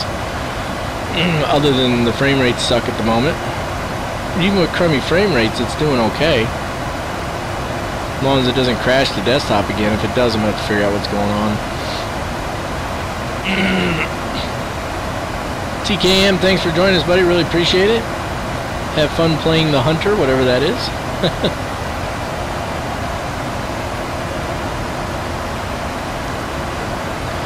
Well, we're giving it another shot here, guys. You know, the cool thing about, it seems kind of strange to say this, but the cool thing about having a crash to desktop on a live stream is everybody deals with that occasionally, and especially when you try to crank up settings and stuff like that, you know, we have issues, right? Now, it shouldn't have been an out-of-memory issue. We shouldn't have memory issues anymore with P3D version 4 because it's 64-bit, right? So I don't think it's a memory issue. I don't know what caused the crash, but whatever it was, you know, we all experienced that on occasion. So it happening on a live stream doesn't really bother me. It's obnoxious, but it doesn't really bother me because, you know, one of the core points of my channel, one of the things that's important for me to always maintain on my channel is that I'm a real person just like you guys. You know, I want to get a better system, and we all do, right? We want to get the highest end system we can, and I have a pretty good system right now, but ultimately, you know, this is the way it is, right? We have to deal with stuff like this. So, like right now we're at 10 frames a second. Like, that's just ridiculous, right? Why are we at 10 frames a second? I bet you I know part of the reason. Let me do something here.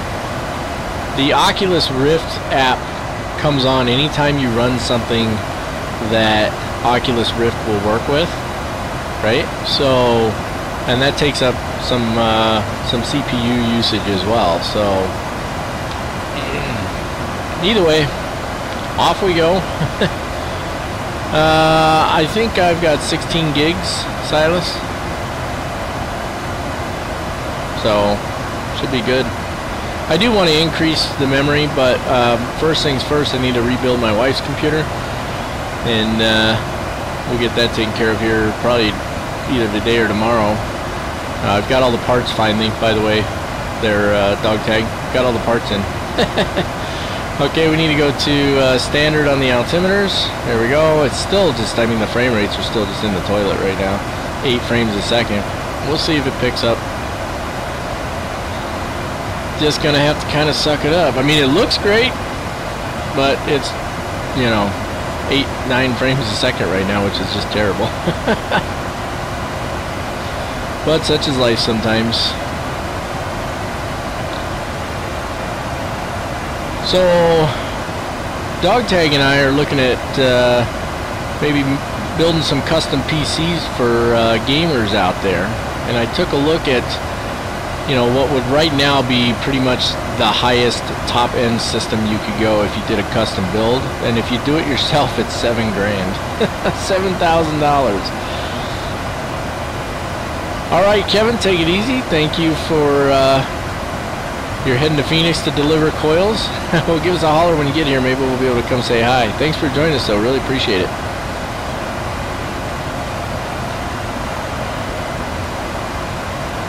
Yeah, well, so Exodus, what I'm going to do is if it crashes again, I'm going to run the event viewer. I think maybe it was a fluke, but we're going to find out here in a few minutes, aren't we? Corsair, Vengeance, RGB are similar. Are you talking for RAM cards?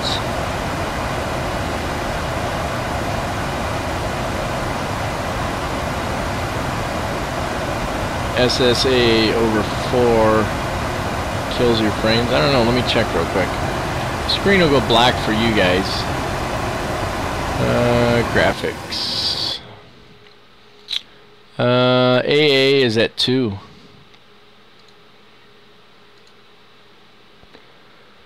This might help a little bit. Let's bring that back down to 1024. See what that does.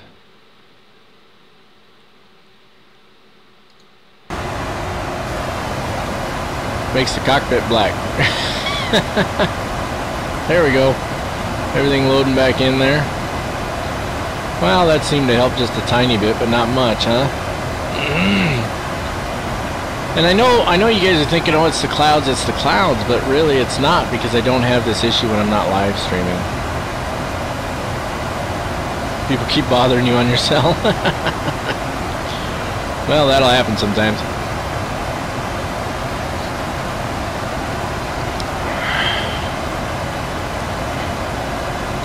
Well, we'll just kind of suck it up here and see what happens. Maybe the frame rates will start to settle in and get a lot cleaner.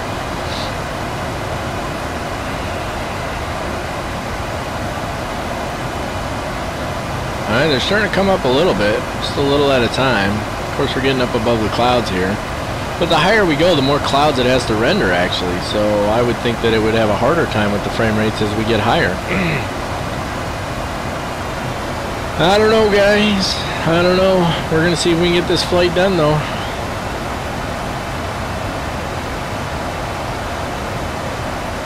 Yeah, you probably missed the CTD. We actually technically had 2 of them. I tried to reload the flight from FSUI PC to where we were, and as soon as I hit the OK button, it crashed again. So, I don't know, guys. It's kind of crazy, actually. I mean, I have a solid system. I'm running a i740, what am I running? 4790, and a GTX 980 Ti with 16 gigs of RAM. Now, it wouldn't hurt to have 32 gigs, but 16 is enough. It shouldn't be using more than that. So, but what I really want to go to is going to be a i9 processor with 2 1080 Ti's. SLI, is that what you call it? SLI connection. 2 980 or 2 1080 Ti's connected to each other on actual 4K monitors. So we'll see, one thing at a time. That's a lot of money. Yeah, there's that choppiness right there as it makes that turn. It's like, yeah, I don't like this. We'll see what happens, though. I think we got a little further already than we did last time. It's not like there's a lot of traffic in the air. I've got the traffic turned down quite a bit.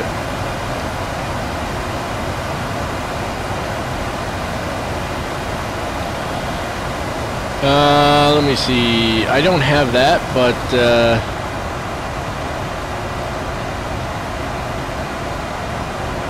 well, I don't have anything that shows me how much I'm using right now.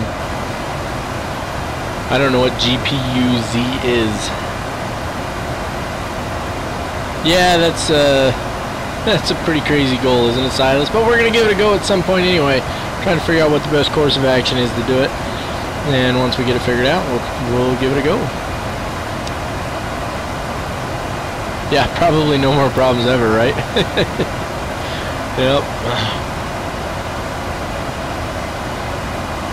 Yeah, I imagine it does, Exodus, but the reality is, like, when we first started out, we were getting 40 frames a second on the ground, where you've got a lot more being rendered in the scene, so not really sure. I mean, you see the frame rates are slowly coming up. It's almost like, you know, when I first fired up the sim before I actually went live, I was, you know, getting around 20 frames a second on the ground. By the time I went live, it was up to 40 frames a second, so it's almost like it takes a little while to spool up, you know what I mean? Like, you can see it's getting a little better now, and the reality is we're rendering more clouds out there now than we were before, so for the frame rates to be getting better is a little odd, actually.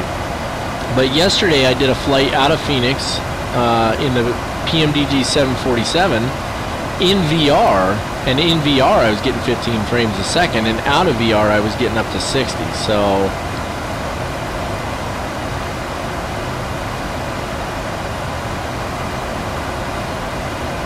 yeah, Matthew, it is a shame, but again, I only get these low frames when I'm live streaming. So when I record videos, you guys have seen my videos, I don't usually get much chop. Now, there's some areas where we have issues like, you know, Memphis scenery from FS Dream Team, for whatever reason, is just atrocious.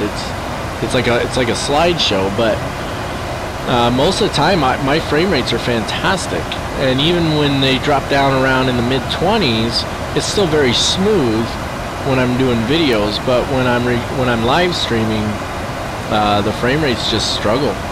Not only do the frame rates struggle, like right now you see it's back down around 12, 13, but what is with that? But oh, come on, brain function. It's choppy, you know, and so, you know, 25 frames a second, 22 frames a second, whatever, normally is not choppy in your sim, right? So, you know, everybody says, oh, you want to get at least 30 frames a second, but if you're getting 20 to 25 frames a second, it's not choppy. But for some reason, when I'm live streaming, like right now at 14 frames a second, that would be tolerable. That would be about the minimum, but it's choppy. It's really choppy.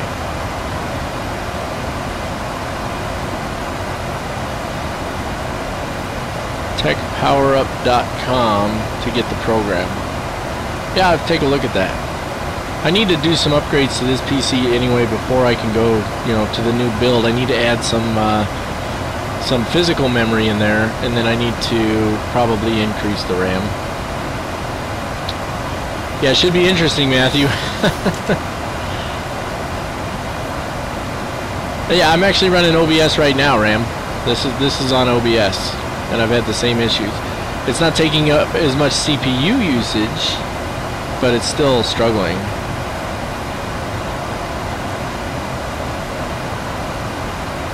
Thanks, Cody. The flight's about an hour and a half, Silas. Give or take a little.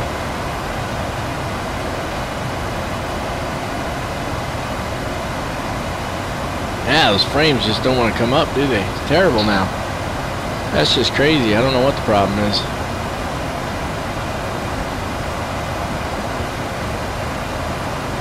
Well, let's see here. So Boise, looking at charts right now. The arrival is Spud 3. We already got that in there. And the approach, you said the wind is 330. So runway 28 left or 28 right, and we're gonna go with 28 right because it's got an ILS, and if we've got really, really bad frame rates, we might need the ILS just to be able to land. Oh goodness. So let's set up runway 28 right in here. So going to departure arrival, Boise arrivals. We should already have Spud 3 chosen. We do, and then it's going to be the ILS for 28 right, which is this one here. And transition at Toils will work just fine. Execute that. Go to our legs page. Arrival not applicable for runway. Oh yeah, because we chose, okay. Yeah, because we chose for 10, didn't we? So we need to change to this one. Same transition. Execute that. It is applicable for that runway. Toils. Let's see if it tells us that again. It did not. Okay, let's check our legs page here. There's our transition. There's Spud. And then we have a discontinuity between Sealore and Toils. So what we need to do here, switch this to plan mode. And we're going to need to scroll that down a little bit so we can actually see.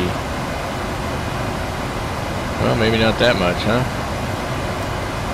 There we go. Yeah, we can just connect those two directly. So let's do that. Sealore to Toils. And then if we step through here, that's going to take us right into the approach. So that's going to work out fantastic. Let's go back up to this view here. Put this back on map. Zoom it out a little bit. And away we go. So get a little bit of turbulence up here. Frame rates seem to be trying to decide what they want to do. Such is life, guys. Such is life. It's kind of frustrating, but it is what it is.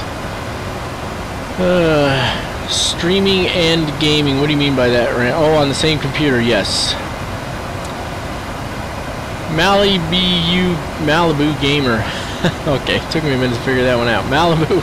I'm using a 980 Ti.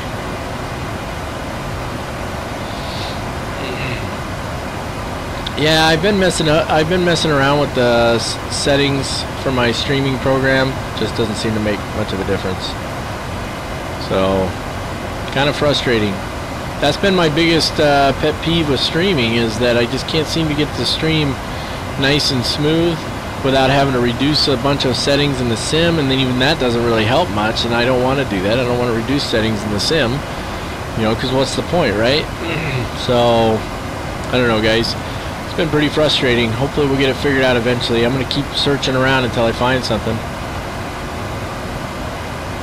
Malibu, it's a i7 4790, so it's not laggy because of the CPU or the graphics card. It's laggy because of the streaming. The live stream makes it lag for some reason. Excuse me.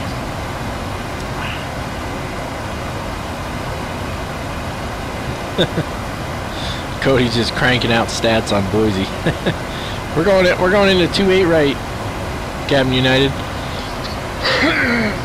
Oh goodness, can't seem to get my throat to clear for nothing, huh? It's absolutely ridiculous. All right, well, I mean, we're just gonna do what we're gonna do here. Be up to cruise altitude here shortly. Let's put this one over here on the progress page. That's not the progress page. That's the progress page. There's that choppiness again. Well, you're getting plenty of Captain Mac coughing in your face today, aren't you? Yeah, I do play some other games, but I haven't tried streaming anything, Matthew, because my channel's really just been dedicated to Flight Sim. I've got another channel I created, which I hope to do some other gaming on eventually. Hey, look, there's an airplane in front of us. But right now I've just been focusing on, you know, continuing to build the Captain Mac channel and, you know, make sure that we got a good solid footing here before we start messing with the other channel, I guess. So, but I might have to give that a shot. Maybe just try streaming another game for a little bit and see what the results are.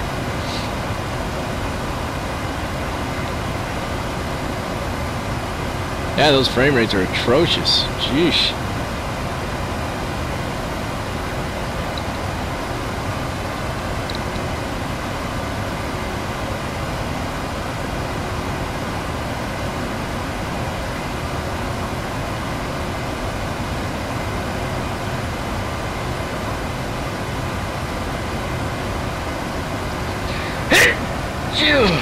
Oh, that was probably pretty loud. A little sneeze was sneaking up on me there. Whew. Man, my allergies are just acting crazy today. Good old Arizona, nothing but allergies. Well, if we can just get frame rate squared away, then I think we'll be in business. Okay. Anyway, on we go. Alright, so we're up to cruise altitude now. If we take a look here, I don't think we really have anything for our cruise checklist. Just monitoring flight plan progress, checking the make sure the arrival procedure is selected and all that. So, stupid allergies. Okay, so why don't we take a look at our approach, our arrival and our approach here real quick. Maybe. There's the arrival. Let me pop that up for you guys. Put this over here. Should be able to see it just fine. Let's see. Not even close, huh? Wow. So, let me resize that right here on the live stream. I mean, why not, right? There we go. That's a little better. Ha! Now you can see it, right? Fantastic. Okay, you should be able to see my cursor as well. We're going to transition on to the Spud 3 arrival out here at BROPH. It says to be at or above flight level 220. It probably won't be an issue for us. Then to Orida at flight level 190 or above, out to Taut, 11,000 at or above, and then MASH, and then Spud, and then Sealore. So that's the route we're taking, and then from Sealore we'll connect to the approach there. ATIS is on 123.9, airport elevation 2,871 feet. While we're at it, let's go ahead and take a look at the approach, because this is the one we're going to fly. Goodness.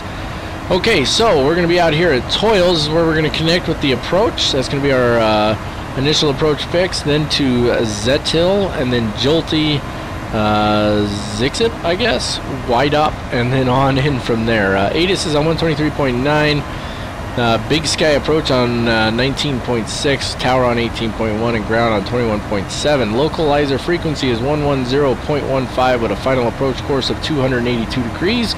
Glide slope intercept at Zixip at 6,000 feet. ILS decision altitude 3,121 feet. Missed approach procedures: climb to 6,000 feet outbound on the Boise VOR 279 degree radial to a toll intersection, which is 13.4 nautical miles out, and hold, and you can see that in the little inset here. Looking at our profile view after I cough, 7,000 feet out at Toils, we'll have to check that on the FMC, then same at Zettel, down to 6,300 at Jolty, then down to 6,000 at Zixip. Intercept the glide slope from there and on in. Again, ILS decision altitude 3,121 feet, minimum 3/4 nautical mile runway visual range. I think that pretty much takes care of business there. Let me turn that off now. So I switched it to the other screen, and that's why it shrunk down like that, which is actually kind of amusing. So let's switch back over to the flight here. There we go. And let me get the frequency down in the radios here. So 110.5.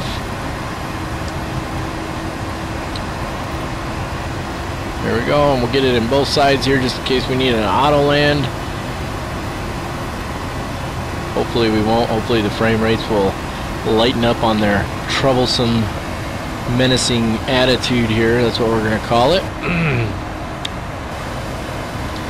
Alright, and onward we go. Frame rates are slightly better, not much, but slightly. And let's see here. I've actually looked a little bit into capture devices, Malibu. I don't know if that'll improve anything or not, but I've been taking a peek at them. I don't really know much about them, so I need to learn a little more about them first and see how that goes. So, thanks, T-Dog.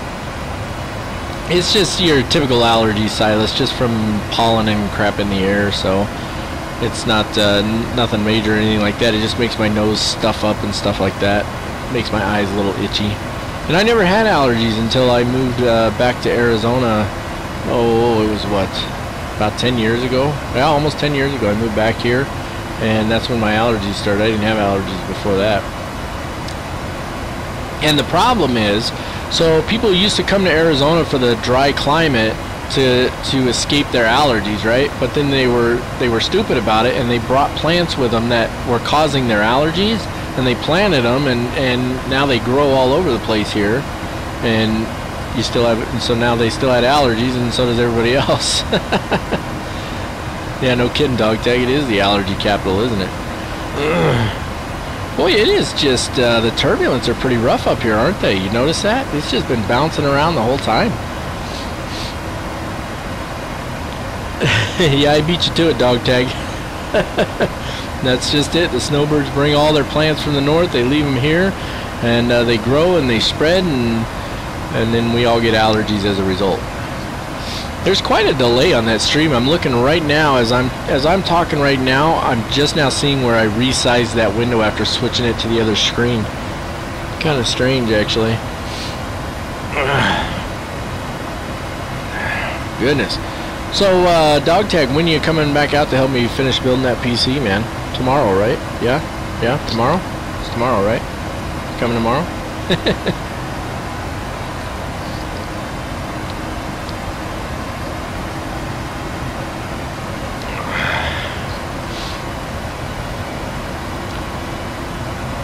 Yeah, Connor, to put together a solid PC for flight simming it's an expensive endeavor, and so I agree with you.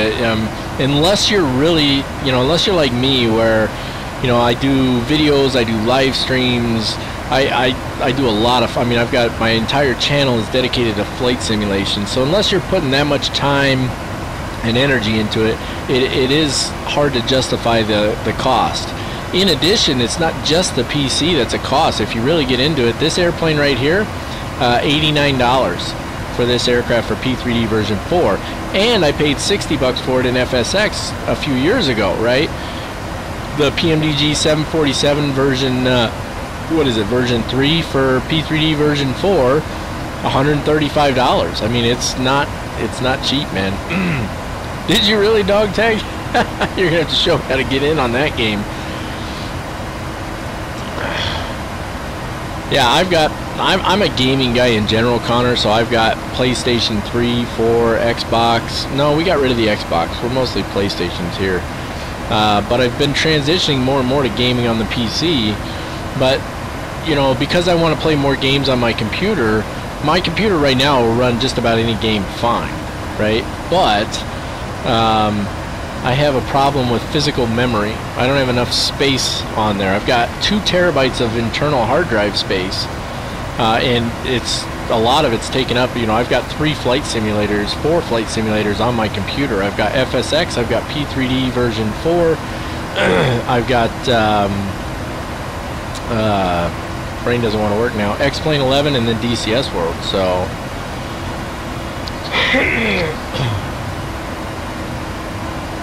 yep, that's true too, Dog Tag. I've got, so when I fly Airbus, I like to fly, or when I fly Airbus or military aircraft, I fly with a HOTUS setup, hands on throttle and stick. So I've got a throttle stick setup, and then when I fly Boeing aircraft, I fly with a yoke and a different set of throttles. So if you put everything I have together, I've got probably 10 grand into my flight simulation easily. Yeah, PC gaming is definitely better than consoles. Now, there are advantages to consoles where, you don't typically have to, when they release something for a console, it has to be 100% stable all the time on the console. And the same thing with updates, whereas a lot of times in PC games, you don't have that stability necessarily on release. But you can, with PC gaming, you can get modifications that you can't get on a console. If you get a good system, you can get better graphics than you do on a console. There's just more options available to you. So I had to grab your lunch from the kitchen staff.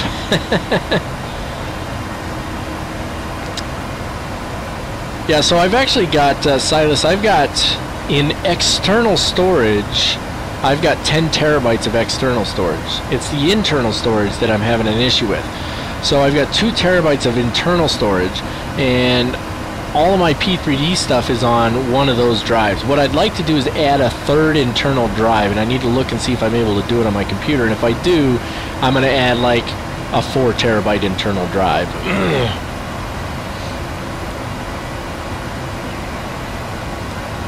Shame on you, dog tag. Absolutely shame on you.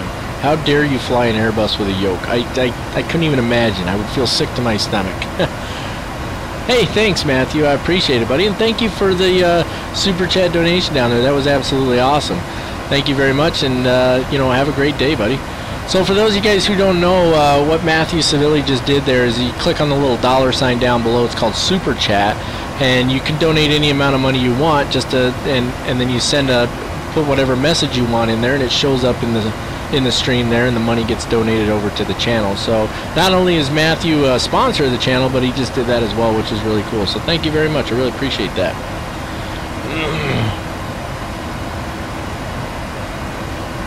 250 gig SSD as your operating system hard drive.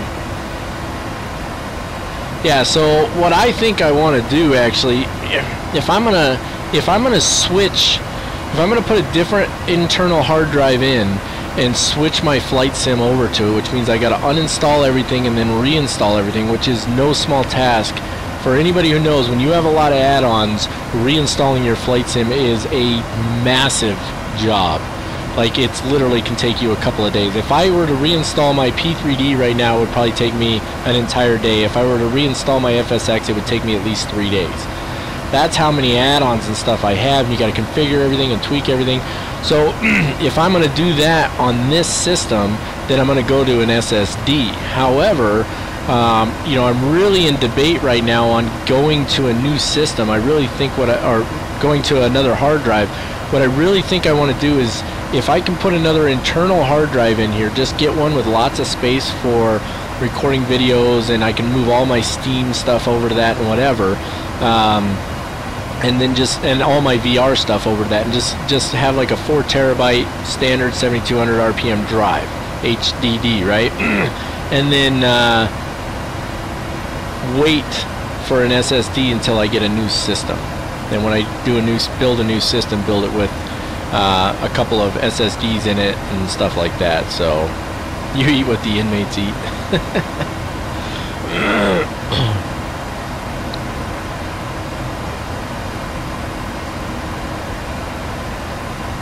I am not going to reinstall right now, Ram.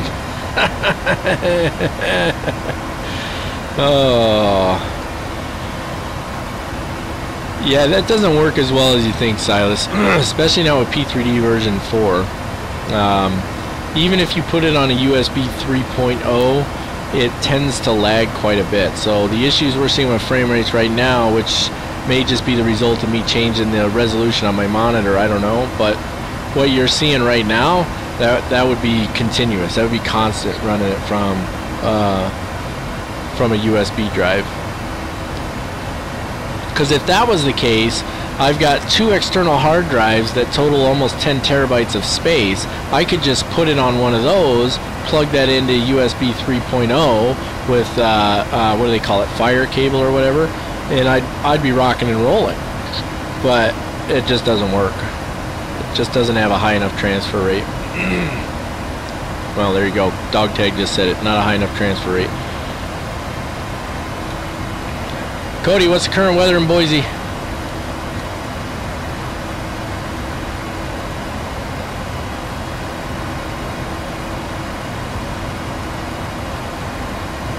So I don't have a, yeah, Greg, I don't have a problem leaving my operating system on a standard 7200 RPM drive, but I would like to put my flight sims on an SSD. So what I think I'm going to do ultimately is, when I do build a new system, I'm going to build it with a large HHD drive, so your standard 7200 RPM drive. That's going to be like 4 terabyte, and then I'm probably going to shoot for 3 individual 1 terabyte drives for my flight sims, right? So because eventually FSX is going to go away for me, and what's going to end up happening is it's going to be P3D, DCS, and X-Plane 11.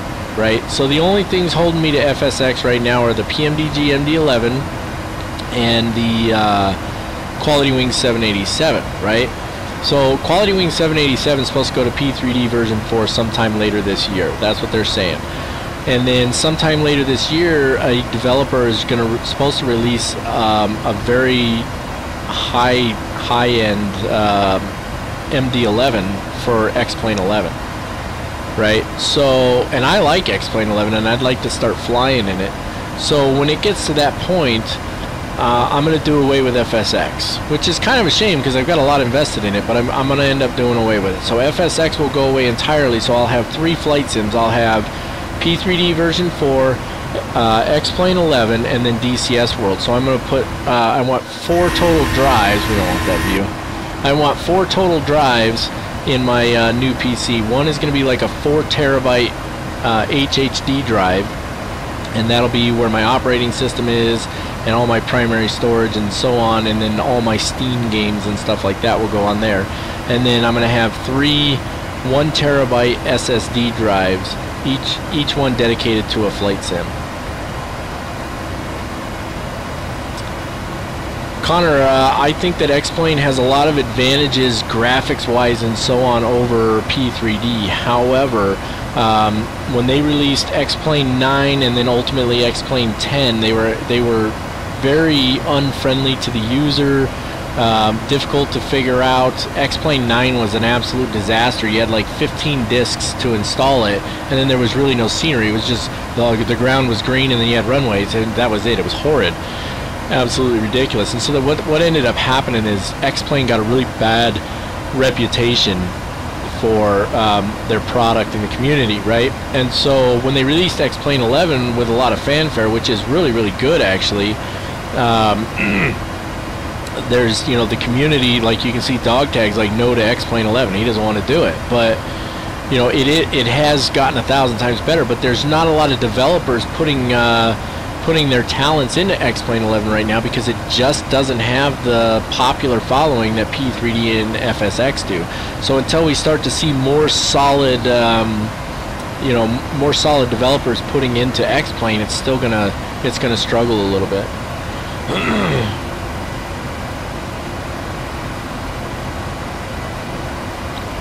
Yeah, that's essentially what I want to do, Greg. So what I'm looking to do is pretty expensive, and what's going to end up happening probably is I'm gonna have to, you know, I don't know. I've got a bunch of ideas in mind, and so does Dog Tag, and we're gonna take a look and see how we see what the best approach is. So,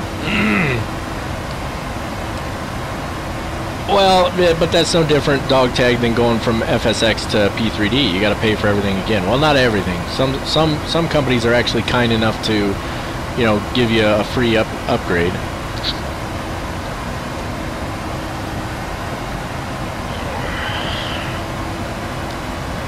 What are we looking at here? 1847 arrival time. Yeah. All right, we're looking good.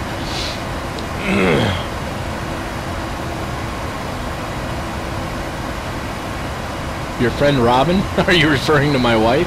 If you are, you spelled her name wrong. You better not let her see that.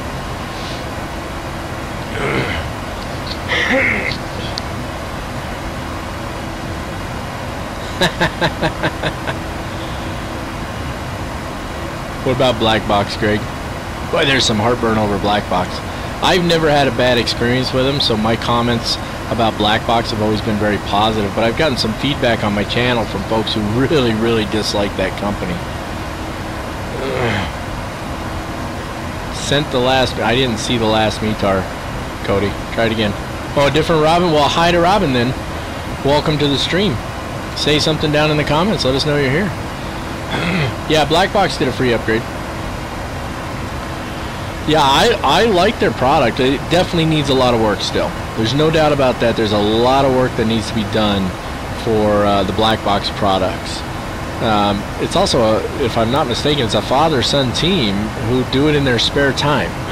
So, and I know that's one of the things that has caused a lot of heartburn for some people, and I get it. I totally understand the point of view. And I've also, you know, somebody pointed to me to a video and said, you know, you said they have good customer service. You know, see how they treated this guy here. And I watched the video and I saw the comments. The comments were out of line on both parts. The video was out of line, in my opinion. It wasn't the right way to approach it. But yeah, there's a lot of folks that have a lot of heartburn about now my brain doesn't want to work, about black box. I have not had a bad experience with them, and until I do, you know, I can only base my opinion off of what I've experienced. Now, I did get the A320 for free. They gave it to me, which was really kind of them. But long before I even started my YouTube channel, I had the A330 and A340. I had the wide body series, and I always got good customer service from them back then too. So it's been prologue for a long time, dog tag. And again, I agree with the point. You know, it really is, you know, I think it's time for them to, you know, take a couple weeks vacation from their regular jobs and pour the time and effort into, you know, into getting the products completed. I really think it is. There's a lot of work that still needs to be done. So I understand the point of view, and a lot of folks have a lot of heartburn about that, and I get it. I really do. I just, you know, I don't even fly them right now because of a couple of the issues they have, and until they address those issues, I probably won't fly them anymore.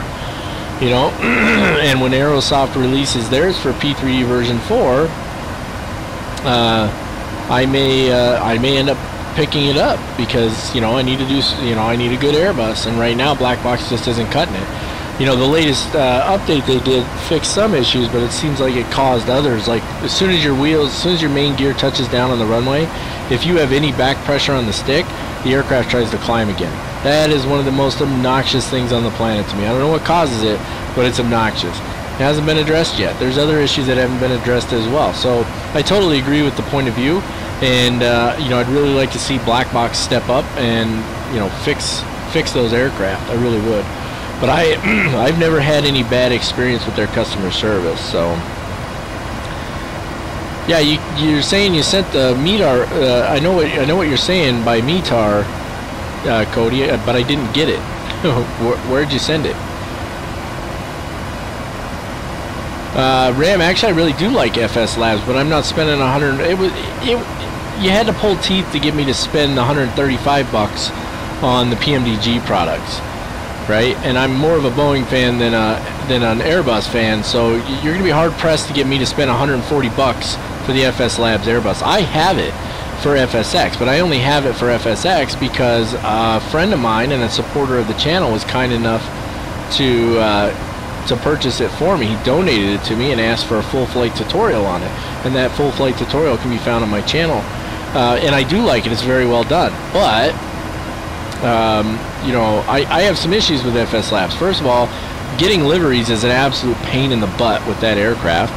I didn't see the METAR, Cody. Post it again. Anyway, getting liveries is a pain in the butt. It's only an A320, so yeah, you can substitute it for an 18, 19, and a 21, but it's still just an A320. You know, if I've got a flight that requires an A321, I want to fly an A321. That's how I am, right? Yeah, the throttle sounds are really rough in there, dog tag. They are. But anyway, so that's one of my issues with FS Labs. Another issue I have with FS Labs is that lighting thing they do that puts the little tiny icon way down here, and it's some lighting thing, but it's required to run their product. I don't like that. I shouldn't have to install that if I don't want it. I don't use it. But because it's required, even if you don't use it, it's required to be installed in order to run their product. And then I've got this stupid little arrow sitting down here all the time, and it's just it just doesn't. I have frustrations with that. And then I have the same heartburn with PMDG as I do with FS Labs. The 100% price increase on their product from FSX to P3D version 4. So for 32-bit to 64-bit, there's a 100% price increase. Now, supposedly there's a forum post somewhere where they explain why they increase their prices, okay? And somebody mentioned it in one of my comment sections, and they said something about it has to do with the market, you know, the market driving the value and all that. Well, listen, I'm going to tell you, and again, I love PMDG's products, and I've never had any major issues with the company, but I'm going to tell you right now, that's a load of bull. What a load of garbage. You're telling me that the market demands that you do 100% increase to the cost of your product for P3D version 4? That's baloney. Okay, the prices are now again, I haven't read the post on it, so I don't know what it says. I'm sure it has something to do with Boeing and you know, the rights or whatever from you know, they gotta pay licensing fees to Boeing, essentially, right? So I'm sure that plays a little role and so on, but ultimately, no. What a load of garbage. The market is dictated by the developers, plain and simple. It's the developers dictating the market. And let's be realistic, okay? Let's take the 747 as an absolutely wonderful example. There's only one other company that's ever put out a halfway decent 747, and that's iFly, and it's no comparison in reality to PMDG. So there's no real competition, is there? Your options are either buy the iFly 747, which looks pretty good and it's not bad. It's not bad. It's way better than default, but it's not bad. But if you want an in-depth simulation, you want one that's really nice and accurate and really on point, you need the PMDG. There's no competition between the two. I have both, and I'm telling you right now, PMDG's is way better. I do love their product line. But the fact of the matter is who else is putting out a product on par with theirs? Nobody, right? Now, if iFly was able to step up their game and make their 737 NGX and their 747 on par with what PMDG is putting out, I'm going to tell you right now, PMDG would have to lower their prices. Because if iFly put it out at the same price point they have right now, but the same quality as PMDG, PMDG's prices would come down. Otherwise, they'd lose that market share, right? That's what it is. Okay? That's what's going on. How much was the Aerosoft CRJ? Yeah, forget about Lockheed Martin. They're one of the worst companies on the planet. I really don't. Lockheed Martin is into all kinds of stuff, not just P3D is just one little tiny fraction of what Lockheed Martin does, and I've had to deal with them in other areas, and as a company and their business practices, I don't care for them. The product's great, but I don't care for the company.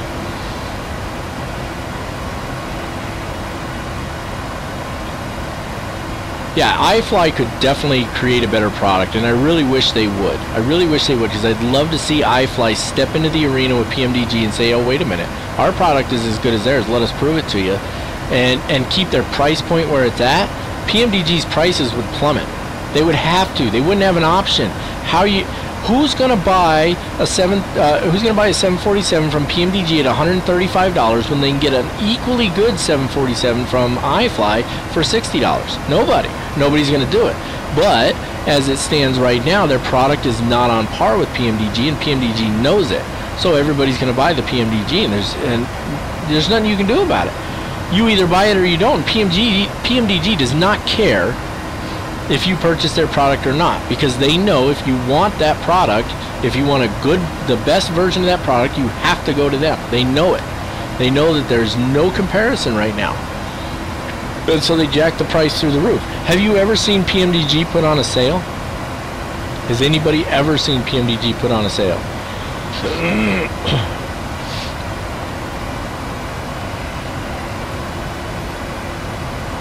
Yeah, P3D for Lockheed Martin is nothing. This is a drop in the bucket. They probably got maybe 4 developers that work on it, and that's it. And that's all they do. If that even. I wouldn't be surprised if it's just 1 now.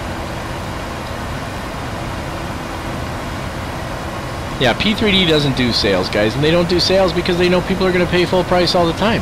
If you wait around, you know, one thing I always try to remind myself is there's always going to be another sale. You know, a great example is Orbix, right? I thought about grabbing a few more Orbix sceneries at the end of their winter sale or end of the year sale, whatever they call it, right? But guess what? I didn't need them, and there's going to be another sale for Orbix, right? There's always another sale, but PMDG never has a sale. Why? The reality is, okay, and I'm talking about the company as a whole, not the individuals. I don't know anybody at PMDG, all right? But the company policies, in my opinion, are all about the dollar and never about the customer. That's how I feel about it. I love their products too, Captain United. I think they're fantastic. They're absolutely wonderful products. PMDG puts out a solid quality product, and I will not say otherwise. It is fantastic. But the company, in my opinion, couldn't give 2 cents about their customers. They don't care. All they care about is the dollar. They know if you're going to fly, they know everybody's going to eventually go to P3D version 4 or higher. They know it. And they know that people are willing, myself included, as much as it really ticks me off, I spent the money on these products, right? They know people are going to pay the money. Yeah, exactly. They're the only show in town, so why discount or have a sale when they have no competition? They need to have competition, and that's where, again, iFly could step up in that arena. I think it would be fantastic. You know, look at the CRJ. How much does the CRJ from Aerosoft cost? I don't remember. It's like 70 bucks, I think. Okay? Is a little CRJ worth 70 bucks? Now, don't misunderstand me. I know quite well, actually, how much effort actually goes into creating these products. It's no small task. It is not easy. Okay? But if Aerosoft puts out the CRJ at $70 and they're the only ones putting it out there, there is no other CRJ that even comes. There's one other CRJ from Field Air, I think, which is or it's from who's it from? It's either from Field Air or what's the other one called? I don't remember. But the company that made it, it looks great at first, but it has nothing but problems, and they won't even address them. It's been out for years and they won't do anything about it. So there's no competing product, none whatsoever. No competing product. So you want a good CRJ to fly in your sim, you're going to spend 70 bucks on. Now, somebody puts out an equivalent CRJ to the one that Aerosoft created. If it's just as good and they sell it for 40 bucks, guess what? Aerosoft's price is going to come down, and it's going to come down fast, super fast, right? You see it with Envishade and Envitex from Toga, what is it, Toga Simulations, right? So there's another product out there, and I don't even know the name of it, but you guys know which one I'm talking about anyway, that essentially does the same thing, right? And it sells at a much higher price point. And Toga released their product. Now, they were this other product, this other company accused them of, I guess, stealing their code or something like that. And I don't know anything about that, but the reality is Toga released it at for like, what was it, like $8 or something, and the other one was like 30. Well, guess what everybody's buying? The one from Toga, because it's just as good and it costs hardly anything.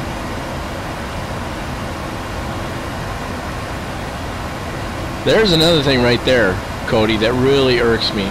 Okay, yeah, I think it was Wilco Ram.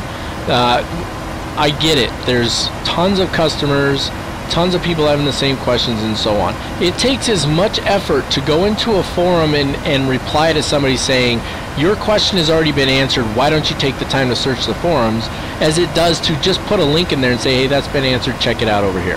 But instead you get these moderators that come on the forums and they treat people like dirt. They're rude. They're rude and nasty to them. Where do you get off being rude to your customers? Now, I get it. Sometimes a customer's being a jerk. And if a customer's being a jerk, then by all means, lay into them, right? No, not too much, dog tag. I just don't know if we have the skill set for that. You know, by all means, if a customer's being a jerk, let them have it. But when somebody's just asking a question, hey, just answer the question. Or if it's already been answered 100 times, which is usually a comment, that's been answered like 100 times. Why don't you take the time to search the forums instead of just coming in here and asking a question? And that's how they respond. Well, first of all, if you say that to my face, we're going to have serious issues.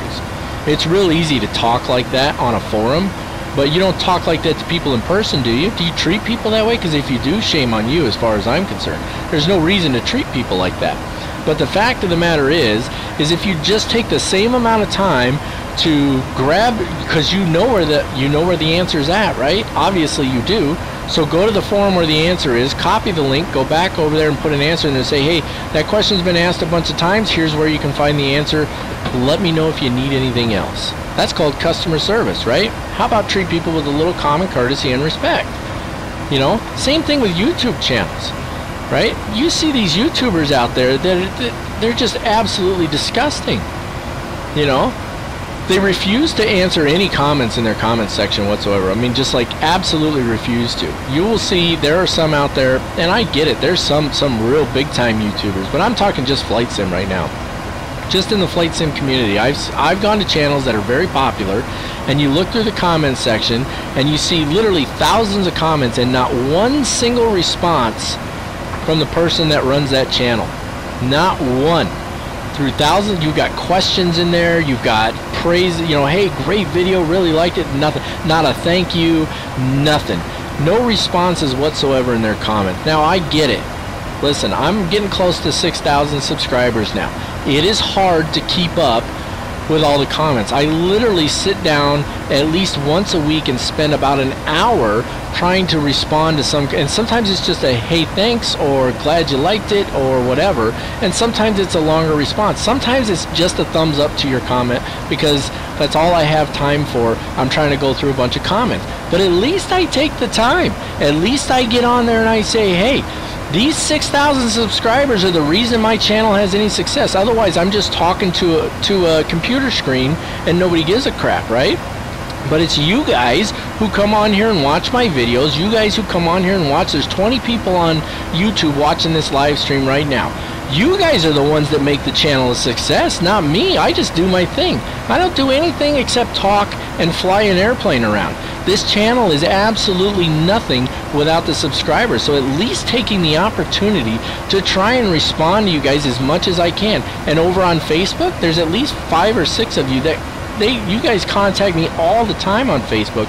John's probably still on the channel here. John's been having issues getting his sim up and running. He's constantly messaging me on Facebook. I enjoy it. I like the conversation. I do my best to try and help John out. Now, granted, there's going to come a point where I'm probably going to have to get some, assign some moderators to my comment sections so that they can respond to some of these and so on. Those will have to be people that I know really well and are good friends of mine, and I know are going to respond the way I would. Because at some point, I can't, as it stands right now, I probably respond to around 50% of comments. That would be my guess. About 50%, maybe a little more, maybe 60. I used to be able to respond to 100%. I just can't anymore, and I get it. You know, it's not possible. But for the guys who go on there, they never respond to anybody. Not one peep out of them. I don't care if you have 15 million subscribers. How about you spend an hour once per week, go through your comments, give a few thanks, whatever, right? Spend some time doing it. That's what it's supposed to be about. It's supposed to be about interacting. Like Captain United said there, it's a community. It's about collaboration. The Flight Sim YouTube channels out there, man, they got their little core group of buddies, and they don't give a crap about anybody else. If you're not part of their little buddy group there, they don't want nothing to do with you. They treat you like dirt. They talk down to you. Good luck getting them to even respond to a comment or a message that you send them. It's absolutely ridiculous. Anyway, there's my rant. Give me just a second, guys. I'm going to step away here for just a minute. I will be right back.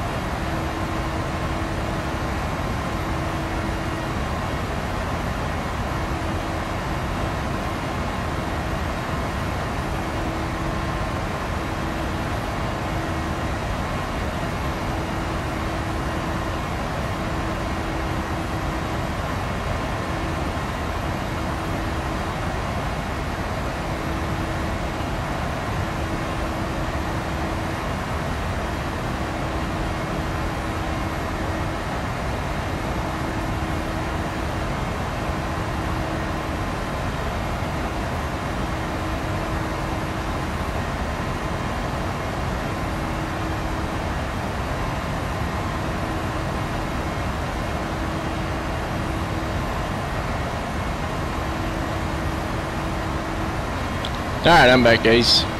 Sorry I had to step away there for just a minute. Alrighty. Anyway, so we'll be coming up on top of descent here in a little while, about 80, 85, 90 nautical miles out, something like that. 90. Looks like 91.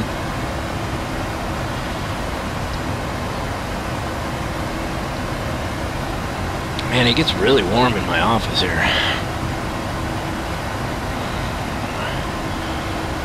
Whew.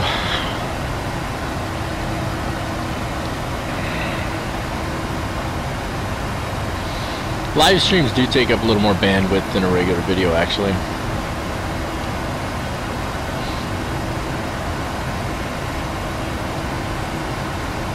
No, not in my aircraft, Cody. It just gets warm in my office. My actual office. My real world office. It gets hot in here. Alright, Cody, send me the METAR again. We're getting close to the top of descent. Send me a fresh METAR. Make sure our runway is still going to be applicable.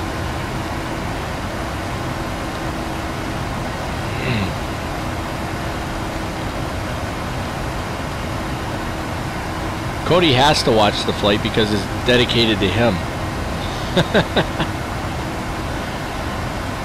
Oh, once I wrap this one up, I got some editing to do, guys. I got quite a bit of editing to do, as a matter of fact. Oh, goodness.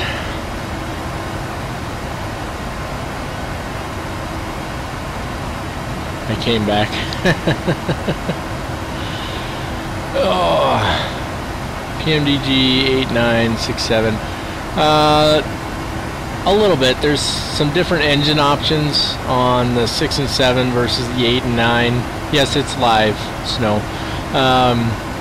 as well as different ranges and you know, different takeoff distances. You know, all that kind of stuff. There's some differences. It's worth having the you know, it's worth having the add-on of the 6 and 700.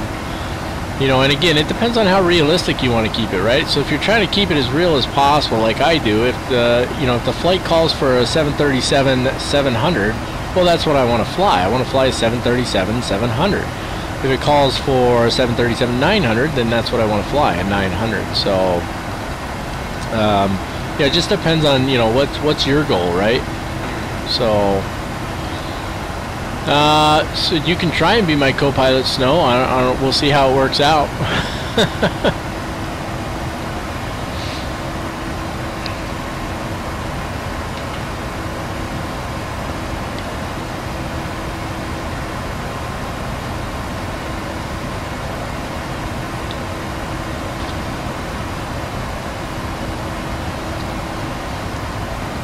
So, many of you will probably be thrilled to know that yesterday I recorded the next episode in the worst place to be a virtual pilot, flying around Papua New Guinea into little grass and dirt strips on the side of the mountains. So, yeah, it was a lot of fun, and I actually I ended up running off the end of one of the little strips there, just barely, but I ran out. I just couldn't get it stopped in time.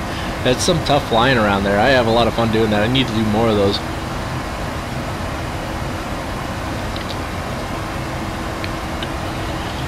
I was actually, you know, the original episode, the first episode, got just an absolutely massive response. People really seem to like it. So,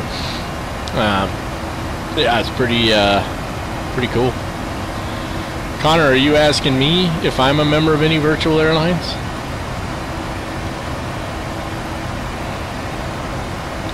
Yeah, so it wasn't like the 717. You're talking about the training flight we did live, where I over. You know what, Greg? Be quiet. just be quiet. No, it wasn't as bad as that, actually. Connor, I'm a member of 2 virtual airlines. I am the CEO for Millennium Aviation Company, or Mac Air. And then I am also a member of Phoenix Virtual Airways.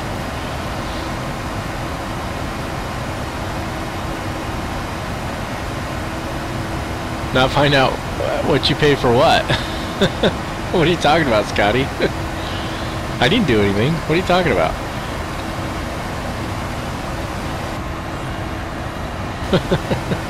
Can't blame me, man.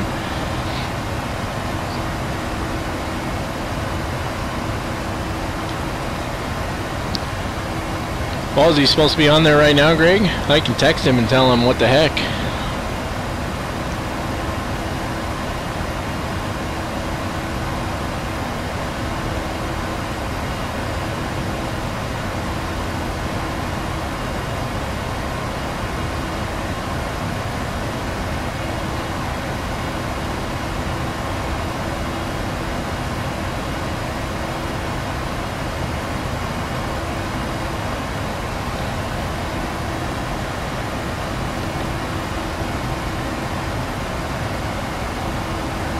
Yeah, we definitely learned a little about wind shear and wake turbulence, didn't we? Yeah, I'll text him right now.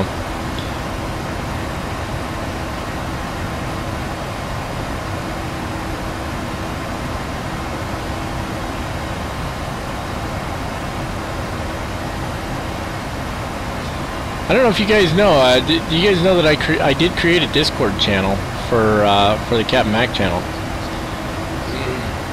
Hey, we're 40 nautical miles from top of descent. Let's start taking a look at our descent checklist here. And Cody, I'm still waiting on an updated METAR from you.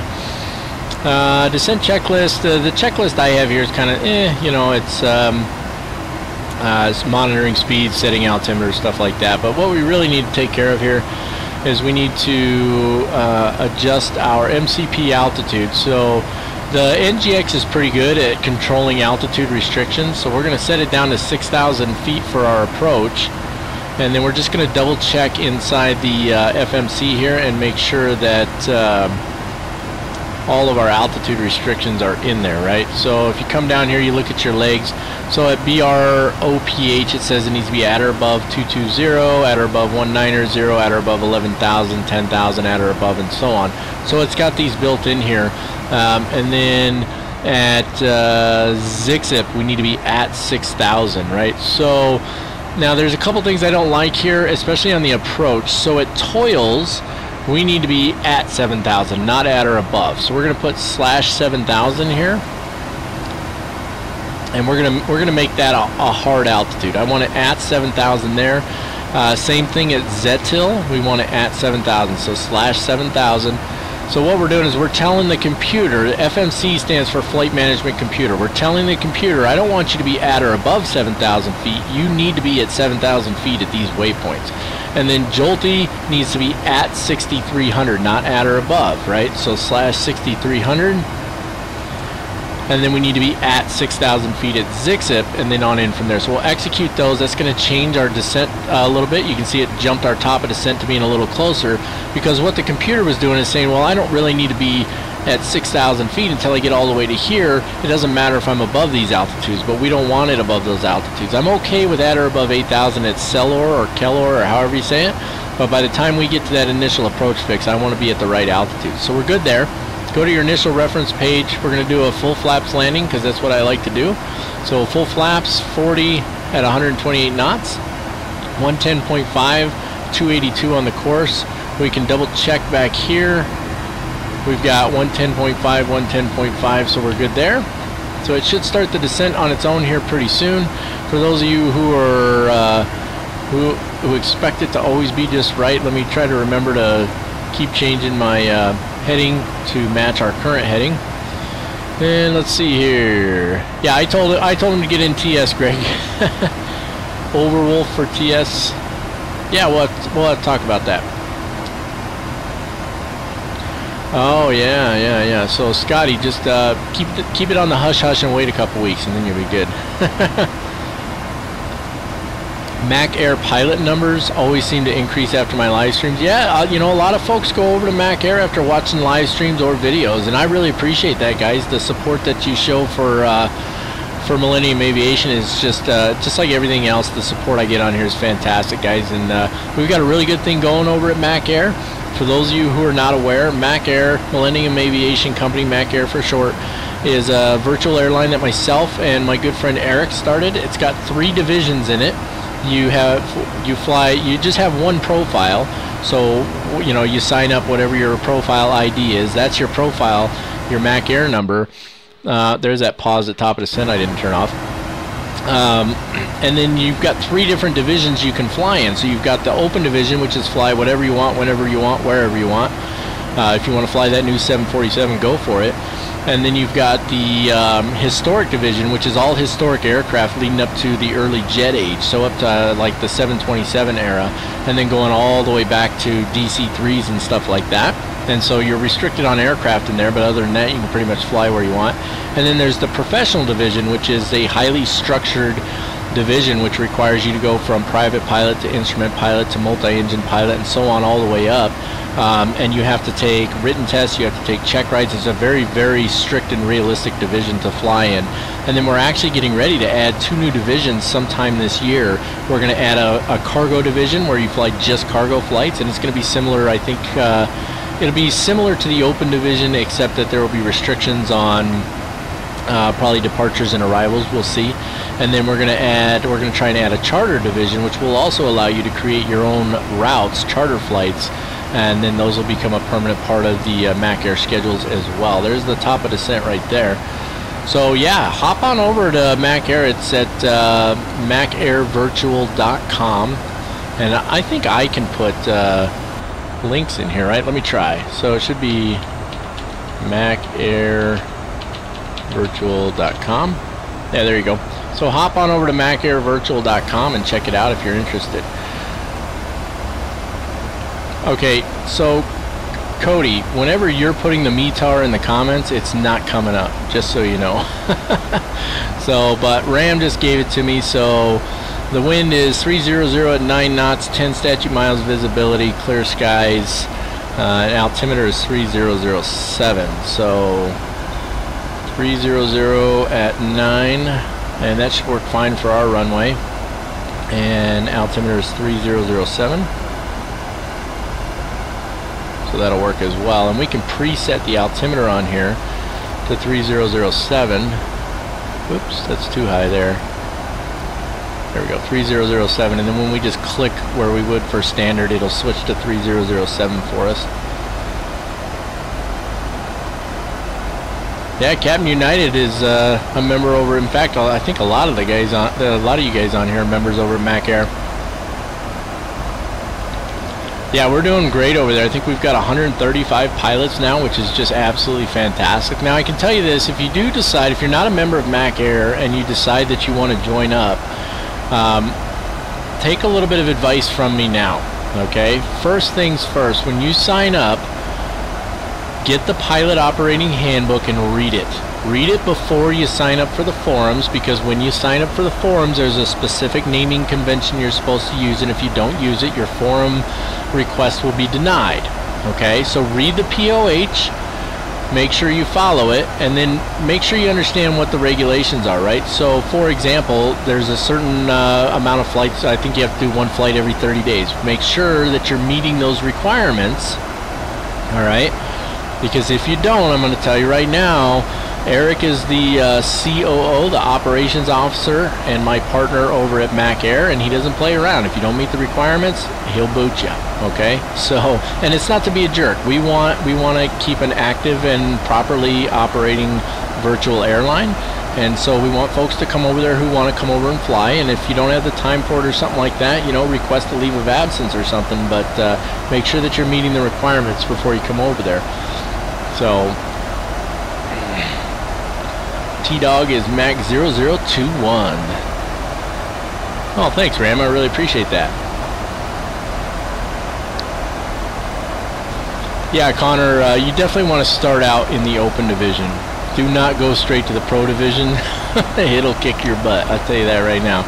It is tough. The pro division is not easy, and the pro division carries with it some mild but real-world consequences. So if you're a member of the pro division and you go in the forums and you're acting a fool or treating people poorly or saying things you're not supposed to say, you can lose rank in the pro division. So we try to run it we run the pro division very, very serious. We don't play around with that. So yeah, definitely take a look at the open division first. That's a great place to start. Yeah, Greg, you're right. Sign up for the forums before that first flight too. And so you need to read the POH. Once you've done that, sign up for the forums. Once your forums are approved, then make sure you get that first flight done. I think you have 14 days to do the first flight. And Greg is the one who will reject your PIREP. That is absolutely true. That's one of the requirements. You have to be signed up for the forums before you can fly. But if you're going to sign up for the forums, make sure you know the naming convention, or your forum sign up will be rejected. And people get a little heartburn over this, but we're trying to keep a standard there, right? And so it's not to mess with people, it's to keep a standard. And one of the things you should do when you fly for any virtual airline is read their POH before you start doing anything.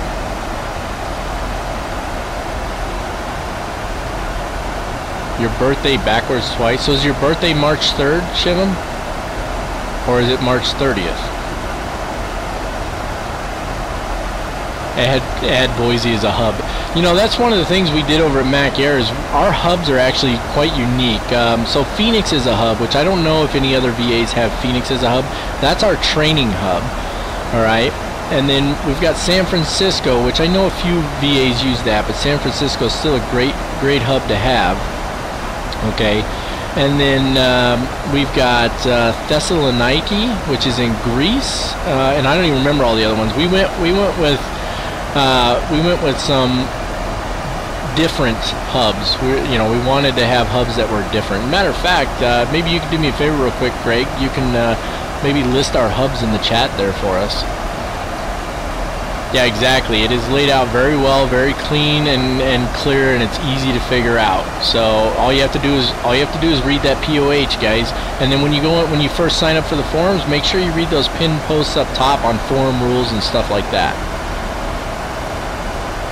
I take it Connor's in Ireland.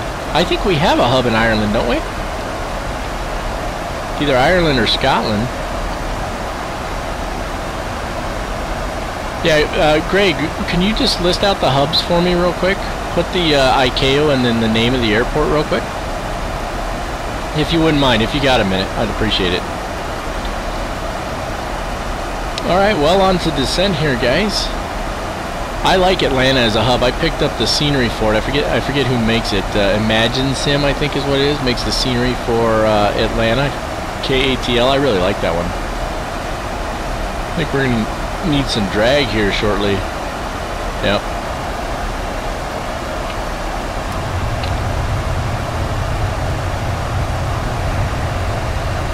It likes to go back and forth between VNAV speed and VNAV path, which is a little frustrating. Silas, you haven't missed anything yet. We're on descent right now. Hopefully we won't have any difficulties landing. We're going to find out though.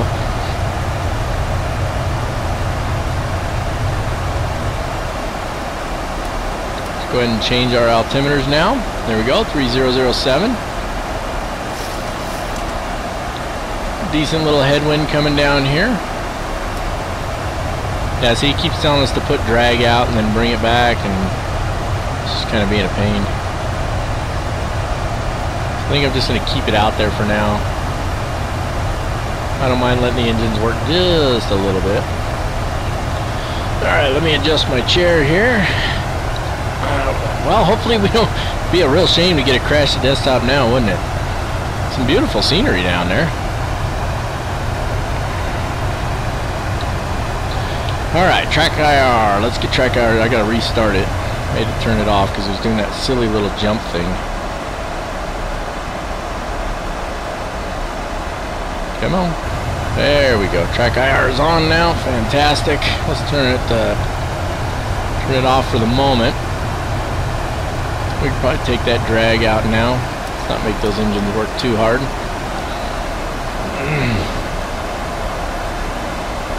Terminal C. Let me pull up my ground chart over here. Airport parking. Terminal C is off of 28 right. Okay, right down there off of Echo, the Echo exit from runway 28 right. Okay, we'll try to. I wonder if we could choose a gate with GSX right now. Let me undock that and move it. It looks really tiny over there, but it's actually big over here. Yeah, it's not popping up yet, so we're gonna have to wait until we get a little closer to the airfield.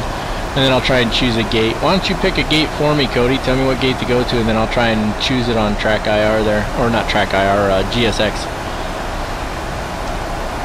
Oh, there we go. Greg's got him up there now. Thunder Bay International, Hartsfield, Phoenix Sky Harbor, San Francisco, Barcelona, Thessaloniki, Innsbruck. Innsbruck is a really cool one. And then Niño Aquino, which is in Spain, I believe, right? So those are the hubs over there at Mac Air. So we definitely went with some different hubs. I don't know anybody who hubs out of Innsbruck. Well, we thought it would be cool to go with some stuff that's a little different. Burke, how are you? Great to have you here, buddy. You're just in time. We're on descent, and we'll be on approach here pretty soon. Now, the frame rates are looking good right now, guys. We're getting 40 frames a second, so let's hope that holds out, huh? Kind of crazy. Looking pretty good on here, guys. Having a good time. We did have 2 crashes to desktop. One right after departure, and then one when we tried to reload the flight, so that was entertaining. Annoying, but entertaining. And let's see here. Weather's good, so let's get some terrain on there. And that should be helpful as we make our approach here. I'm doing fantastic, Burke. Thank you very much for asking. I appreciate it. More drag required. Very well. I just throw it all the way out there. That's interesting. It's only showing the terrain. It's only scanning half the... You see that? That's kind of weird. It's not scanning all the way over. Or is it just because it's so flat over there that it's just not showing anything? All the terrain is to the right. Maybe that's why. That's kind of weird. I've never seen it do that before. Let's zoom it out and see if it makes a difference here.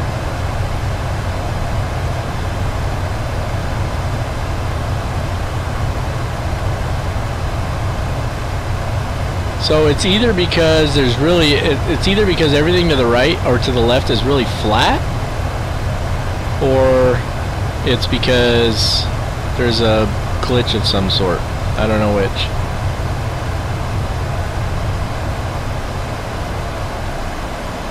So we're kind of watching that speed, keeping a little bit of speed brake in there. I'm thinking it's not showing anything over there because there's nothing over there. What do you guys think? Coming up on 10,000 feet here. Almost to 100 subs, Burke. That's fantastic, man. Good deal. You guys get an opportunity, go over and check out Burke HK's channel. He's getting close. He's got 76 subs. Take a look at his content. Be sure to give him some suggestions and stuff down in the comments. And subscribe to his channel, guys. See how fast we can push him up above 100. Yeah, it's definitely flat over there, so there's just nothing to show up on the terrain display there, I guess. That's fine. That works well. Well, our frame rates, look, we're getting 60 frames a second now, so I don't know what the deal was when we departed. Even at cruise altitude, our frame rates were junk, but now they look to be doing pretty darn good. So I don't know. It's just weird, isn't it?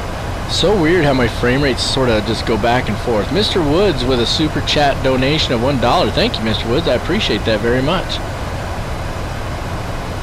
It's all flat until you get into the Boise area. Okay, alright. Well, we'll see some mountains soon then. Oh, it's my pleasure, Burke. My pleasure indeed. And that's what we want to do here on the Cap Mac channel, Captain United channel. We all want to help. We want to help guys out, you know. I don't think... You know, this idea that some folks have that, you know, some channels just aren't worth looking at or whatever. I don't know, because they don't have enough subscribers, they don't like the channel, whatever the case may be. You know, that's not for me, man. That's not how we're going to do business. I'm going to tell you that right now. So definitely take a look at his channel. And listen, if you go over there and you think his content needs some work somehow, hey, be sure to give him some constructive comments down in his comments section so he knows how to make improvements. You know, that's one thing drives me nuts. People who go onto some of my videos and just give it a thumbs down. Listen, I don't have a problem if you don't like the video. That's fine. You're certainly entitled to that. Let me go ahead and get the first setting of flaps out here. You're definitely entitled to that opinion, and I say by all means, give me your opinion. But you know, don't Don't just put a thumbs down and say nothing. That's just ridiculous to me. Give me something in the comments so that I can make improvements, because ultimately that's the idea, right? We want to make improvements. So, you know, if you think something can be improved, let them know. Yeah, I love the 757, man. That is a great airplane. I'm looking forward to the cargo division too. I like flying cargo flights quite a bit, as a matter of fact. I'm going to go ahead and hit the localizer here, guys. And maybe let's try that. Oh, it's not locking onto the localizer? It won't even take it. I've got the right frequency tuned in, right? 110.5. I've got it on both of them, but it won't lock the localizer right now. That's interesting. Very interesting indeed. Try it again. Nothing. Okay, track hire coming on a little jump. There it is. Alright, well, we're going to get her down to 6,000 here. Okay, I'm going to...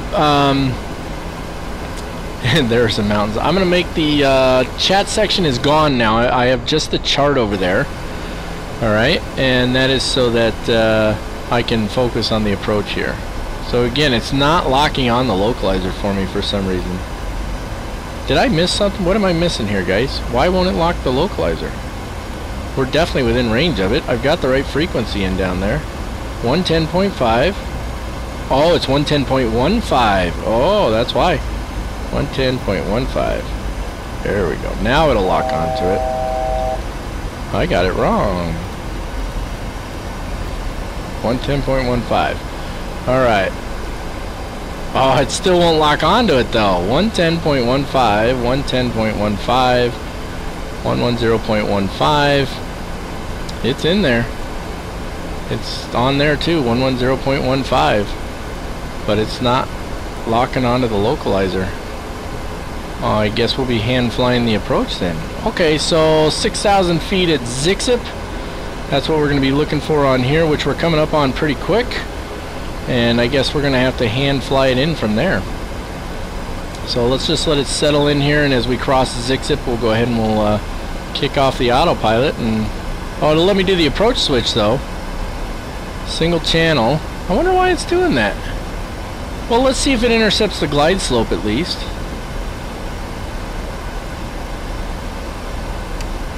In the next setting of flaps. Yep, grab the glide slope. That's interesting. Flaps down, or gear down, next setting of flaps. Alright, well, it is what it is. What the heck? It's not letting me disconnect my autopilot with my yoke now. Oh, goodness. Or did it? No, it didn't disconnect. Okay, I'm disconnecting. Because it says it's on glide path now, but it's not showing up on here. The approach switch should still be highlighted, right? Okay, so what did we say our landing speed was? 128, so 132 is our approach speed. Let's bring this down to 132. We're getting a little high there. Let's go ahead and arm the spoilers. That takes care of that. Auto brakes are already armed.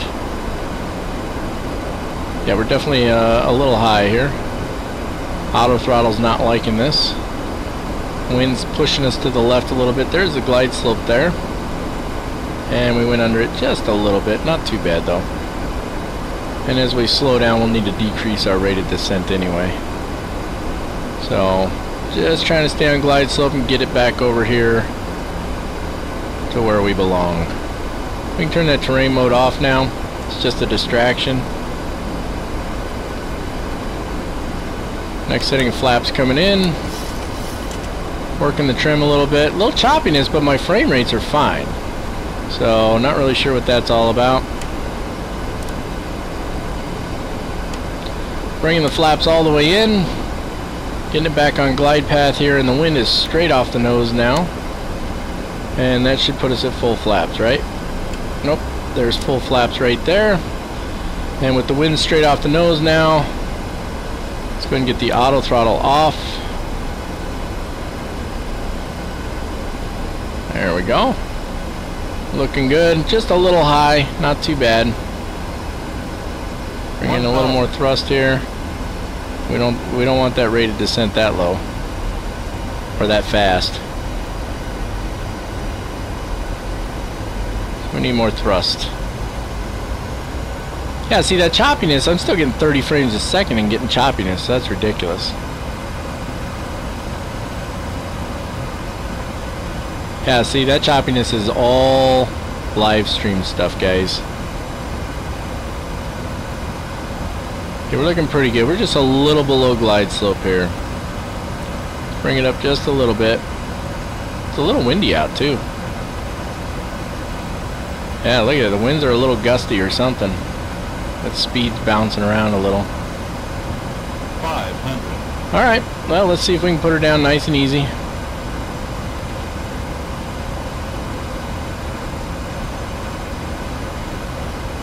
A little bouncy. That's alright though.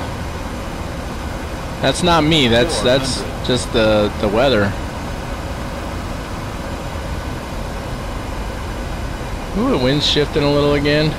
This can be fun. Oh, there goes that throttle cutting out on me, that number 2 throttle. So our speed's dropping off. There we go. Oh, I hate that. So it won't go into reverse in the air, so instead the throttle just cuts back. And now we're too high because I had to crank it up just to get it where it belongs. Okay, we're alright. 100.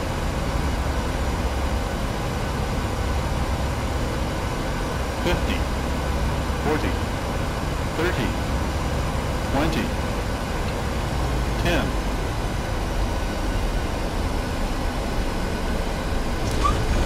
Minus 102 feet per minute. Get her in the center there.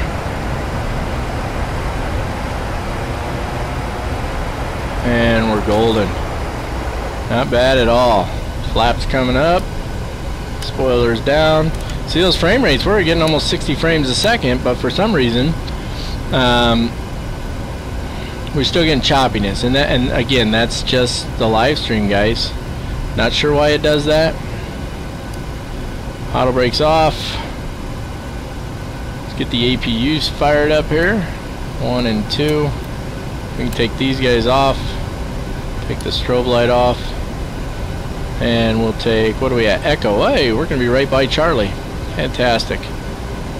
Okay, so give me a second here. I'll check the comments and then I'll choose the gate that Cody has selected for us. And then we'll go through our... oh, see, there's the reverse thrust thing again. Alright. Let's just get her clear of the runway here. Track IR coming off. Little jump. Let me look at the comments and see if Cody gave me a gate here. Let's see. Gate. I don't see a gate listed on here. You're not helping me out here, Cody. What gate am I supposed to go to? All white high, but the glide slope showed you low. Weird.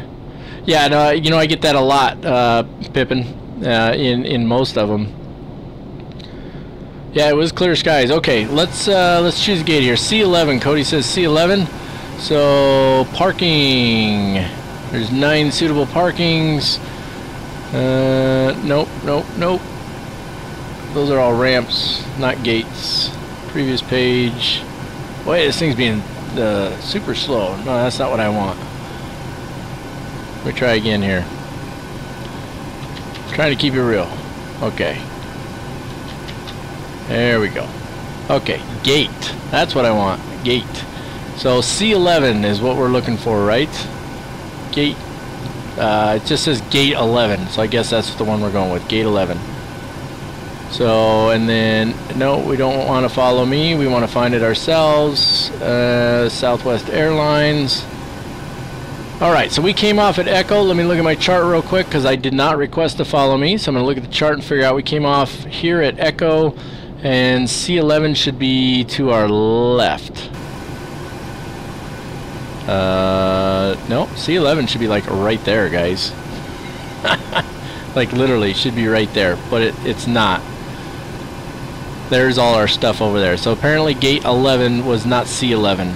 So my apologies, Cody, but that's where we're going. So I'm looking at just looking at the live stream window right now, and it shows me on approach still. That's kind of weird. Is it like replaying or something? Like, why is it doing that? That's kind of weird. Anyway, okay. After landing checklist. Speed brake lever is up. Flaps are up. Probe heat needs to come off. Where are we at? Probe heat, way up here. Engine start selectors to the off position. I had them on continuous, so I did get that right. Engine start switches off. Oh yeah, that's what I just did. Landing lights off, taxi lights as required, strobe lights are off, flight directors off, transponder to standby, and then APU on. So flight directors off, these guys here, 1 and 2. This guy down to standby. There we go. Alright, and let's taxi in. Track hour coming on, a little jump. There we go. Brakes off. Bring some thrust in there. And let's get her parked right over there. Alright. Well, other than the throttles pulling that little nonsense, so on the ground what will happen is it'll go into reverse thrust, right? You guys have seen me deal with that. But in the air, the engines can't go into reverse thrust.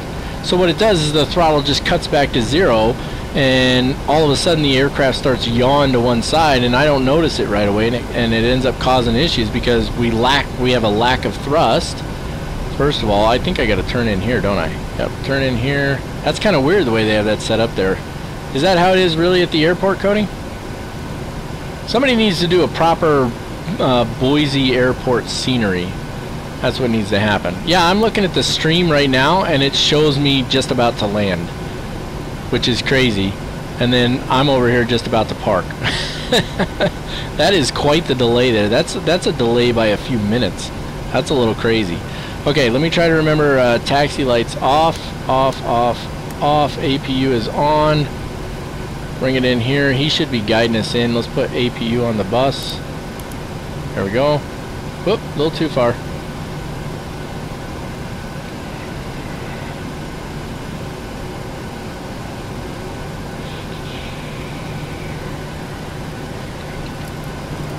Ah, stupid reverse thrust.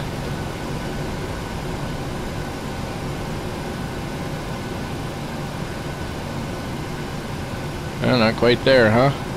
It's a little difficult getting it right on those numbers, isn't it?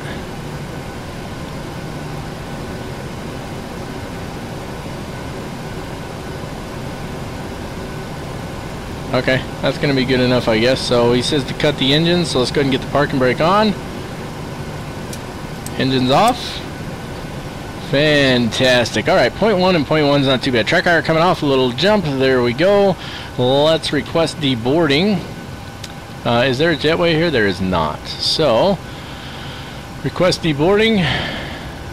And let's get the signs off. There we go. We're already, we've got the EPU on the bus already. Let's take a look outside and see what doors they want us to open here, if any. Just the one back there, it looks like. So, menu, FS actions, doors, and entry aft. We'll open that one, and then of course we're going to need to open both the cargo doors. Both those coming open.